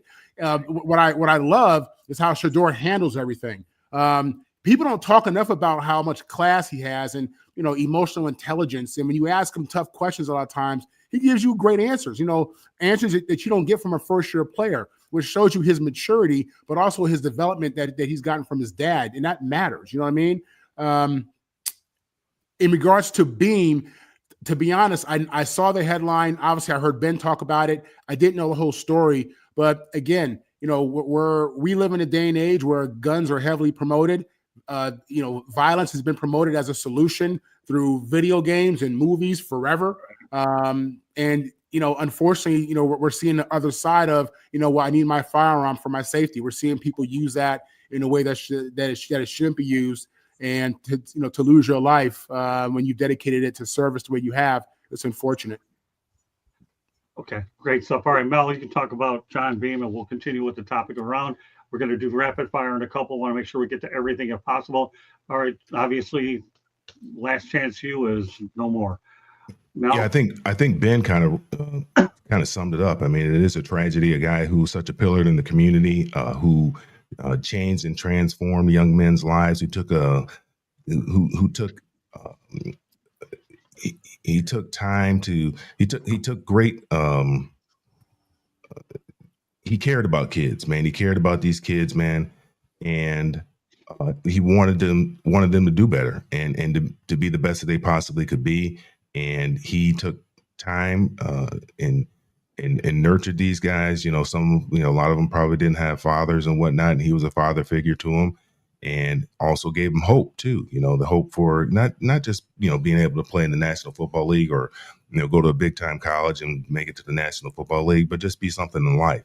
And it's unfortunate that somebody like that was taken away because of gun violence. I understand that he may have run across the guy. They might have crossed paths. They didn't really necessarily know each other, but he, would help out. I guess the guy would be around there, and maybe he talked to him or something like that. I don't know what the circumstances were surrounding it, why it ended up happening, but obviously, anytime there's gun violence, it's a tragedy.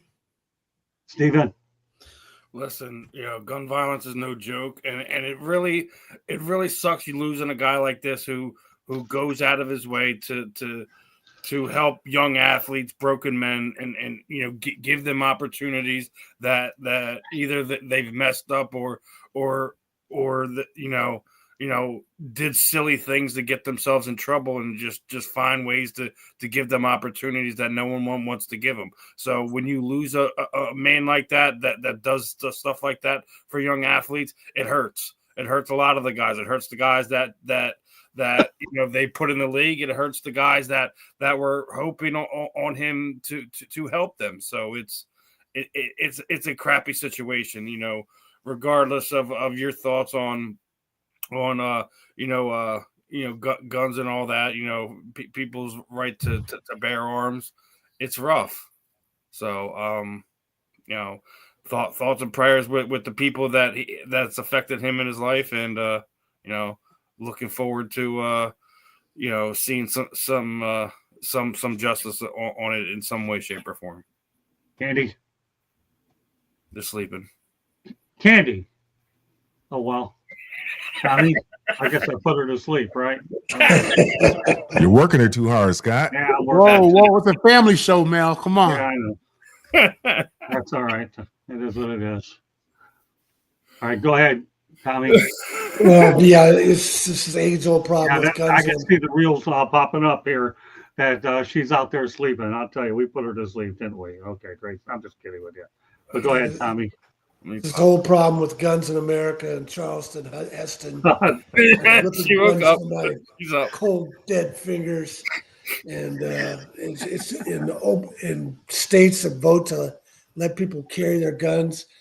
I've read a little bit about this, and they said that the kid targeted somebody, but they didn't say he specifically targeted Beam. So it's a strange story. But the other thing that's upside down about our society is Beam probably never made a big paycheck. He probably was able to cash in a little bit up from Netflix, but good for him. Yeah. But meanwhile, the people that are out there dealing with the problem kids don't make any money. And meanwhile, we got Brian Kelly walking away with $54 million. And Bill Belichick, a 73-year-old man, suckering North Carolina into giving him $50 million. That's our society is just upside down. All right, Mrs. Sleeping Goddess, you up there? I'll tell you, I can tell when you look at the reels here, and they're going to see you're sleeping. We'll probably get more views because of that look there. But let's talk about Coach John Beam, Candy. We'll have to beam you up.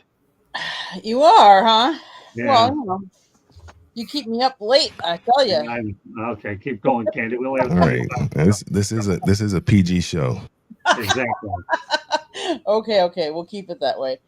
It's just unfortunate because, like Tom was saying, the ones that work the hardest, that work for, that are coaching, like, I go back to like my dad. My dad taught high school math. And who did he teach and who did he have the most success for? He taught the ones that nobody else wanted to teach. He taught the ones that were harder to teach, that he had to relate to,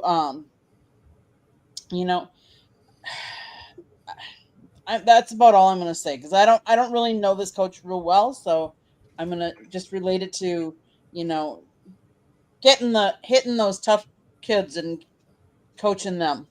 Okay. Well, yeah, I'll say this. I may talk about a little bit more tomorrow night. I'm sure it might be appropriate, but reality is it is unfortunate that Coach John Beam is no longer with us due to an act of gun violence with Cedric Irving Jr. I can tell you right now, we talk about life, winning football games, things like this, but there's more to life than just winning football games. We're talking about a guy that passed away who was an ideal role model. Rest in peace, John Beam. We're going to go rapid fire on a couple of topics, and I mean rapid fire. Back in April, before the draft, the Dallas Cowboys received Joe Milton III, a 2025 fifth-round pick from New England for a 2025 fifth-round pick. and obviously, when we look at the whole situation, when you look at Milton, the guy has a live arm. So would you say, Tommy, real quick, that he's heir apparent to Dak Prescott at all? No. You don't think so? Who was the guy the Raiders drafted #1 overall that had the giant arm from Marcus Russell. Yeah, he never made it. So Milton played at Michigan, where you had plenty of great offensive linemen in front of you to take care of you, and he never did anything. So no, unless he develops, he matures. I guess there's always that chance, but I don't think he's going to be a quarterback. Okay, Candy. Wait a minute.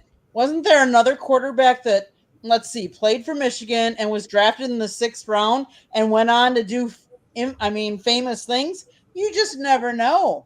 Right coach can coach somebody up. Now, I'm not saying that that'll happen in Dallas, but you just never know. Hidden gem, maybe. Yeah. Or that was Lloyd Carr, like the other quarterback, more than Tom Brady. There you go. Yeah, the other quarterback, I forget his name, but he had been drafted in baseball as well. And he was a Michigan kid. State of Michigan. There you go. All right, Mel, what do you think? What are your thoughts about Joe Milton? Joe Milton, he's with the Cowboys, right? He's backup quarterback with the Cowboys. He looked pretty good a couple times that he got into the game during the preseason. I think that he can still be developed. I know there's a lot of hype around him coming down there from. I think he was in New England. I think he played a little bit in New England. Right. I think Jerry feels pretty good about having him there. And, it could be somebody that they may have to lean on for a couple games if Dak goes down. But right now, Dak is playing well. Don't wish him to get hurt or anything like that. But I think he's in a great situation where he can learn from a true professional and learn how to become a professional and maybe get an opportunity somewhere down the line. Marvin? If he's the backup quarterback, listen, he won that job. I mean, the #2 quarterback in the NFL is relevant to a degree. And he was competing against other veterans and younger players. So if they put him there, then that says something. They see something that we don't. They see him in practice every day. So the coaches, know what they're doing. Will he be successful in the NFL? It's too early, too young. We have no idea. Aaron Rodgers didn't get a snap until year 4. Who knows? I'll say this: the sky's the limit. To be this young. And you look at how much work he can get in between now and next season, and and getting into a couple games this year and next year. You have no idea what this guy's going to do. So it's a wait and see situation with him. Steven. I'll say it like this: they want him to be the heir apparent to Dak Prescott. He's not going to be. He's not going to be. We have a serious problem in the NFL right now, and it's called the inability to develop quarterbacks. Right. I mean, you look at a lot of these drafts and these guys who are taken high. It's a laundry list of guys who are out of the league or they can't stay on the field and losing their jobs to other guys. I'm not sitting there saying that Joe can't break that mold. I mean, I think what Jerry and the boys are thinking is thinking they can get another late round guy and coach him up. Dak is one of those few guys that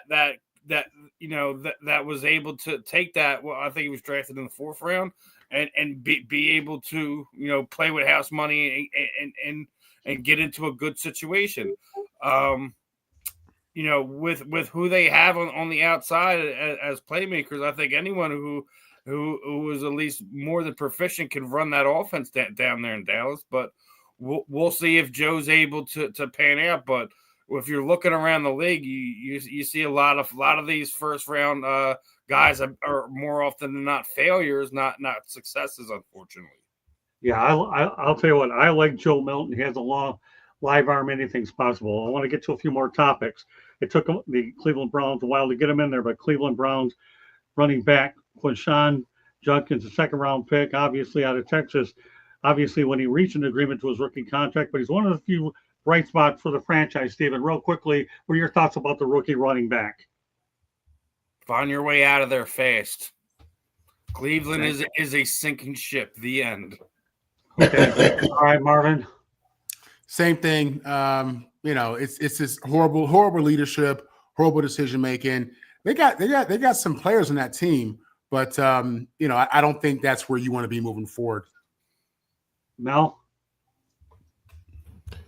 He was drafted in the second round, right? I mean, the talent was never an issue there. He had a little problem where he had to report to camp late. Had a little situation, I believe, but the talent was never a question. Unfortunately, he's gone to a team that is just not very good, and that obviously could play huge in his career and his future here. I don't know how many more opportunities they're going to give Stefanski. I mean, I don't know what he has on the ownership down there, but obviously, he's learned something from Marvin Lewis. He's got something. He's got some receipts somewhere where he's able to year in and year out be able to keep his job. They keep talking about how he's a great this and a great that, and I haven't seen it. I'm not one to call for anybody's job. That's not my job. But what they're doing out there, they got beer goggles down there in Cleveland. I mean, they got probably the greatest defensive player in the league, and he's just wasting in Cleveland right now. Because we'll never know whether he's one of the all-time greats because he's never going to get an opportunity to prove himself in the postseason because they can't get there. Right. Great points. Candy? Let's face it. He played his college ball for Ole Miss and then Ohio State. He's won a national championship. He so far has 486 rushing yards, 5 rushing touchdowns, 12 receptions, 60 yards receiving yards. But where does he play? He plays in Cleveland. I wouldn't want to be drafted in Cleveland. I wouldn't want to go to Cleveland. I don't even want to visit Cleveland. I don't even need to visit Cleveland. But so if he can find himself any place else to get traded to, although there are a couple other teams I wouldn't want to get traded to either. There's a couple of them. But hey, go out there and shine and do the best you can with what you've got there so you can, maybe you'll be trade bait and can get moved on. Tommy?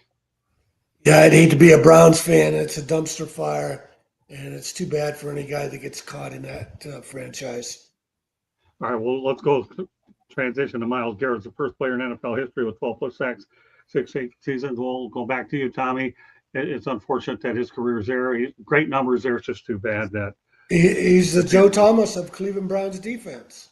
Great go. player and never going to get any credit. Candy? Yeah, again, I mean, we've talked about it numerous times.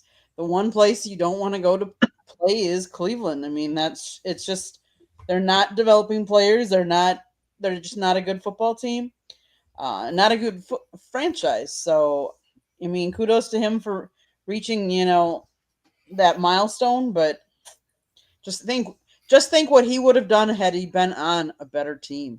Yeah, that's unbelievable. 12+ sacks in 6 or 8 seasons. It's surreal. Mel, you already talked about it. You want to add to that? No. Okay. No, I'll leave it at that. Marvin? Yeah, he's not a victim. He chose to re-sign with Cleveland and get that money. He's where he wants to be. Believe me, he can wipe his tears with his money. Guys, he's out there balling. He's doing his thing. He looks great, putting up numbers. It's great to see an athlete, sign the big deal and get their butt kicked every week, but still show up every week at the same time. So he's a real pro. I give him that. He's a hell of a player. I don't think it's a secret. I think people know how good he is without question, but don't feel sorry for him. He's doing what he wanted to do, and that's signed a big contract, and that's it. Steven? Yeah, I'm with Marvin on here. You don't sign the contract. We're not having this discussion. We're talking about how he's a game changer wherever he winds up being traded, whether he got traded to Dallas, Philadelphia, sent out to LA, whatever. There are so many that there was opportunities, and there were a lot of suitors that could have made him happy, giving him a real chance to play well into January, potentially February. He chose to be the highest paid player there in Cleveland, put a no trade clause in his contract to boot. So, I mean, listen, we could feel sorry for him all day long. he's not feeling sorry for himself. I don't care how frustrated he is. He chose to stay there in Cleveland. He chose to not have the potential to win a championship. I don't care what happens over the totality of his contract. There may be a real possibility he may never see another playoff win. True. Good points. All right, let's continue on. Got some interesting topics here to get to. Kentucky made a good effort to save Mark Stoops' job last week, obviously, in week 12, because they were 22.5-point favorites versus an FCS powerhouse, Tennessee Tech, the highest scoring offense in FCS. They were ranked number 5 in the FCS. Tennessee Tech was 10-0, and obviously they took on a Kentucky team that's 4-5, a 10-0 FCS team. The end result, though, Kentucky ended up winning 42-10. Tommy, let's face it, these are trap games and they're dangerous, but Kentucky responded. What are your thoughts about Tennessee Tech, though? Great performance, great season for them. Was it Mark Stoops? Yeah, Mark Stoops is there. Yeah. He's done a great job at Kentucky. Whether they're 4-5 or whether he's had one of his better seasons, he's done about as well as you can at a program like that, competing in the SEC. Candy? Tennessee Tech in this game was they had a total of 264 yards compared to Kentucky's 468 yards. Again, Kentucky beat them on time of possession, penalties. Texas Tech just sometimes teams are too mind. They play the mind game. They had 6 penalties for 48 yards compared to Kansas 3 for 20. So, and they threw an interception. They were only 4 of 11 on third downs. Just doesn't. I didn't watch the game, but it just sounds like they just didn't. Their offense just wasn't clicking, and Kentucky's defense came to play.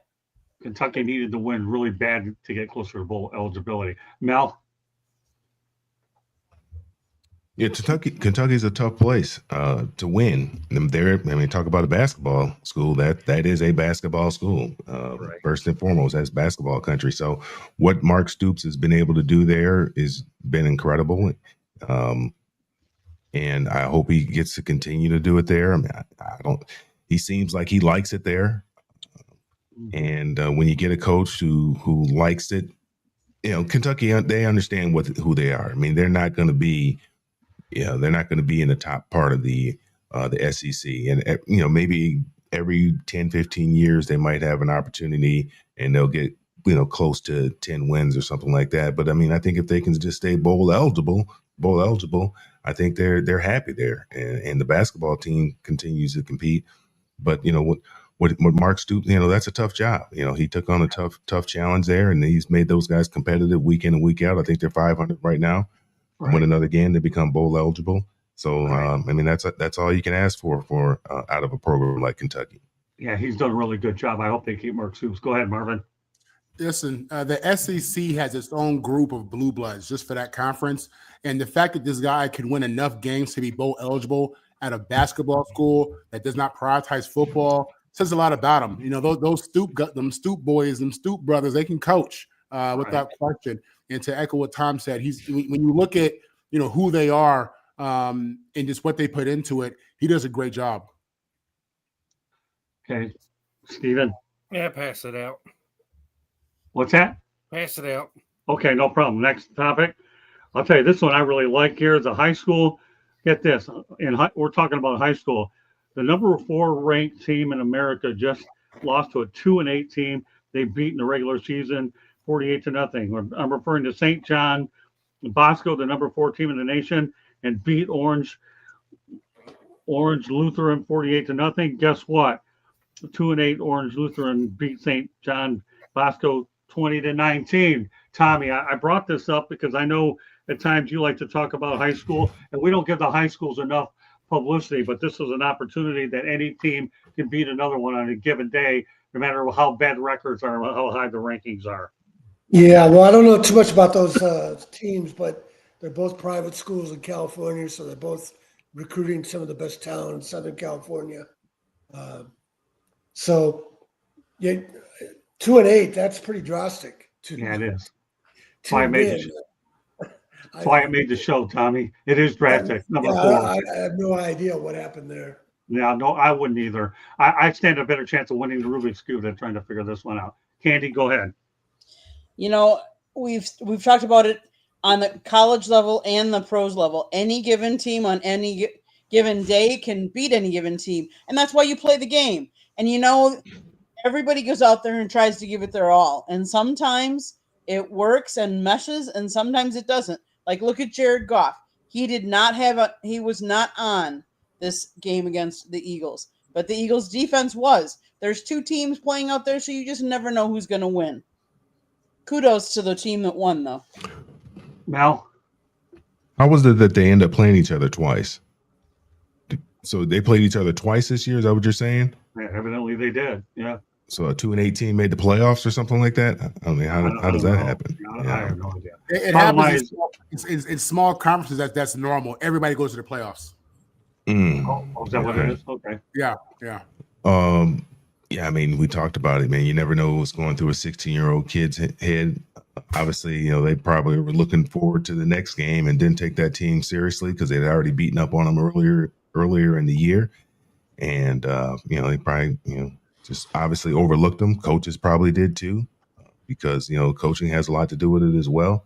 And they might have been looking forward to the game after and just thought that, you know, they had that game won. All they had to do was just show up and the other team would lay down and they would win. And, you know, all of a sudden they realized after they got punched in the mouth the first play that they were going to be in a dogfight. And unfortunately, they just weren't ready. Marvin? Yeah, St. John Bosco, they're known as Big Bad Bosco, football powerhouse. They've been, you know, a top 5 team the last couple of years. I think they won the national title last year. They put out big-time athletes, USC, UCLA, Notre Dame, Alabama. Everybody's recruiting these kids. You know, and what you saw, as Candy said, is, you know, any given Sunday, David beat Goliath. That really happened. It's unbelievable. Bosco is one of those teams that ESPN is on ESPN that they fly all over the country to play the various teams. So that's who they are. One of my ex-teammates at USC, Darnell Lacey, is their secondary coach and does a great job at that. But this is a major upset. It's huge. You know, it would be like the '85 Bears losing to the current New York Jets. You know what I'm saying? It's a big deal in high school football because Bosco is the real deal, but they got beat by King David. Steven? Pass. That's good. Okay, there you go. I knew that would be one that at high school it is what it is. All right, let's talk Kansas City Chiefs and one-score games. These are going to be rapid-fire questions. I want to get as much as we can. The one-score games last year, they were 11-0. This year, they're 0-5. The Broncos obviously are, when you talk about one of the top dogs in the AFC West, but the Chiefs' worst start since 2015 at 5-5. Real quickly, Tommy, what are your thoughts about the way things are working out for the Chiefs? Yeah, you know, every team runs its course. The Chiefs have been on top for a long time. Chargers and Broncos have been chasing them, and they both put together good rosters to compete with them. So that's just football. Candy? Again, any given team on any given Sunday can go out there and beat them. So you just never know. Sometimes teams luck. Sometimes the ball bounces their way. You just never know. And right now the Chiefs are on. Everybody was gunning for them. Let's face it. The Chiefs have been the standard for how long? So everybody's gunning for them, and now they're losing a couple of these that before they were winning. Yeah, that's true. Andy Reid, tough job. Mel? Yeah, the Chiefs have been they've had the bullseye on their back for a number of years. Where they've been the 4 out of 5 last Super Bowls or something like that. I mean, they've been the gold standard in the AFC for a long time. You know, at some point in time, that run was going to come to an end. The Broncos are playing extremely well. That division is getting tough. The Chargers are coming along. We still got guys over there in the eastern part of the country that have to deal with as well with Baltimore and Buffalo. So right now they're having a difficult time in their division, and you know the way it's looking right now is they may not even make the playoffs this year. So you know, one thing that Marvin knows, it's hard to win. You know, it's hard to win in the NFL, and the margins are slim, and you just you know, especially when you have a bullseye on your back, and that was a big game for Denver. And you know, they're playing it like it was a Super Bowl, believe me. And I don't think that the Chiefs were looking at it as a playoff type game or a Super Bowl type game, but Denver was. I mean, they're looking at it, hey, if we can beat these guys, and we can show that we've arrived because we beat the last two the last two participants in the Super Bowl when they beat Philly, and then now they come out here and they beat Kansas City. You know, that gives them a great boost of confidence for the last remaining games of the season, and they feel like they can, you know, maybe make some hay in the playoffs. And I think Detroit kind of felt like that last year, and then they ran into Washington in the playoffs, and you know that ended up into their Super Bowl hope. So we'll see what happens here. I mean, this is the best part of the season. Like I said, there's a lot of divisional games here that are going to be coming up, so you know, it's going to separate the men from the boys here. So it's going to be interesting to see. 4 minutes left in the show. We're going to go rapid fire. And let me tell you, on next week's show, we're going to talk about Jimbo Fisher coming. Where will he be interested in going? We're going to talk about Kurt Signetti, and we'll also talk about Mike Elko and the trooper that went ahead and got kicked out of Texas A&M. That'll be on next Tuesday night show. So with that said, Marvin, give me your thoughts real quickly about the Chiefs, and then Steven, and then we're going to talk about Matthew Stafford for about a minute, and then we'll wrap it up. Go ahead, Marvin, real quick. For the last 7 years, we've been spoiled by Pat Mahomes and KC and their greatness. Before that, it was Brady. A lot of us lived through the Jordan era. With that said, you know how hard it is to win a professional game? You know, this week, and then win again next week and next week. You know, it's rare. So what you're seeing is reality set in. You know what I'm saying? They lose players get hurt, players get older, and here you are. Steven.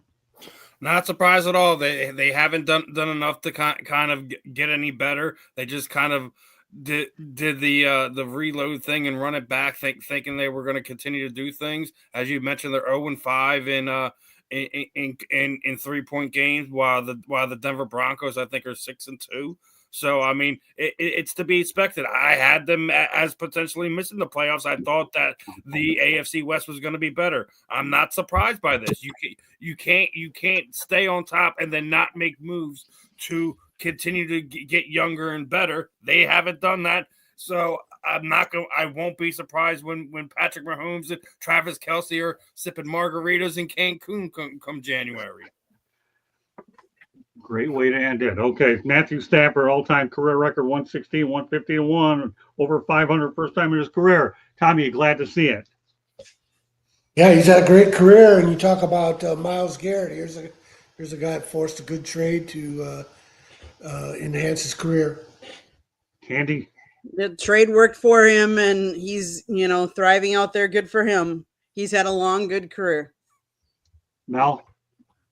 Yeah, good for him, man. You know, the best thing he could have done is got out of Detroit at the time in which he got out of it. And the best thing that could happen to Detroit is they got to get Jared Goff and Dan Campbell. And so, I mean, I think everybody wins in that trade. Marvin? Yeah, he definitely won in that trade. Good for him. This is what happens when you get drafted to a horrible team, horrible organization. And, you know, then you go to a good organization. You see the difference. Steven, last word on it. Then we go to, and Candy go for their quick station break. Everybody can identify themselves. We have about 2 minutes left. Go ahead, Steven. Love it that he finally has a winning record. It took him 4 years to get the stink of Detroit off him. Proud of him. Couldn't be happier. All right, Candy, quick station break. Everybody around the horn. South Florida Tribune Publishing Company published a book, Lessons from the Microphone, Tuning into the Enduring Wisdom of Visionary Leaders. It is written by our host, Scott the Motor City Madmouth Morganroth. It's available on Amazon, Barnes & Noble, Kindle, Google, and Apple Books. It's also a link on our website, www.southfloridatribune.com. If you'd like to listen to podcasts, you can find us wherever you get your podcast. If you want to advertise or be a guest or topic ideas, you can always email us at southfloridatribune@gmail.com. Back to you, Scott. All right, just so you know, tomorrow night, Marvin and I, Candy, will be back on Sports Exchange as well as Tommy. 9 o'clock. Tommy will be on. We have a great show lined up. All right, Tommy, let everybody know how they get a hold of you real quick. Tom Shanahan.report. Buy my books and pay my daughter's college tuition. Steven. Yeah, easy. Just type my name in on Facebook and IG pop up. It's Steve Sports Talk 1 for YouTube, X, and TikTok. And make sure you're tuned in tomorrow morning as me, Marvin, and Ben are going to be talking to Mark Patterson, former NFL player, and he also works with Sports Illustrated as well. All right, Marvin, make it quick. Mel, make it quick. Sorry about that. You can catch me with the South Florida Tribune Tuesday night, Wednesday morning, Wednesday night. Marvin on the mic is my handle. Beautiful. And Mel, you got a few seconds to get it out there. Find me everywhere at Melfar Jr.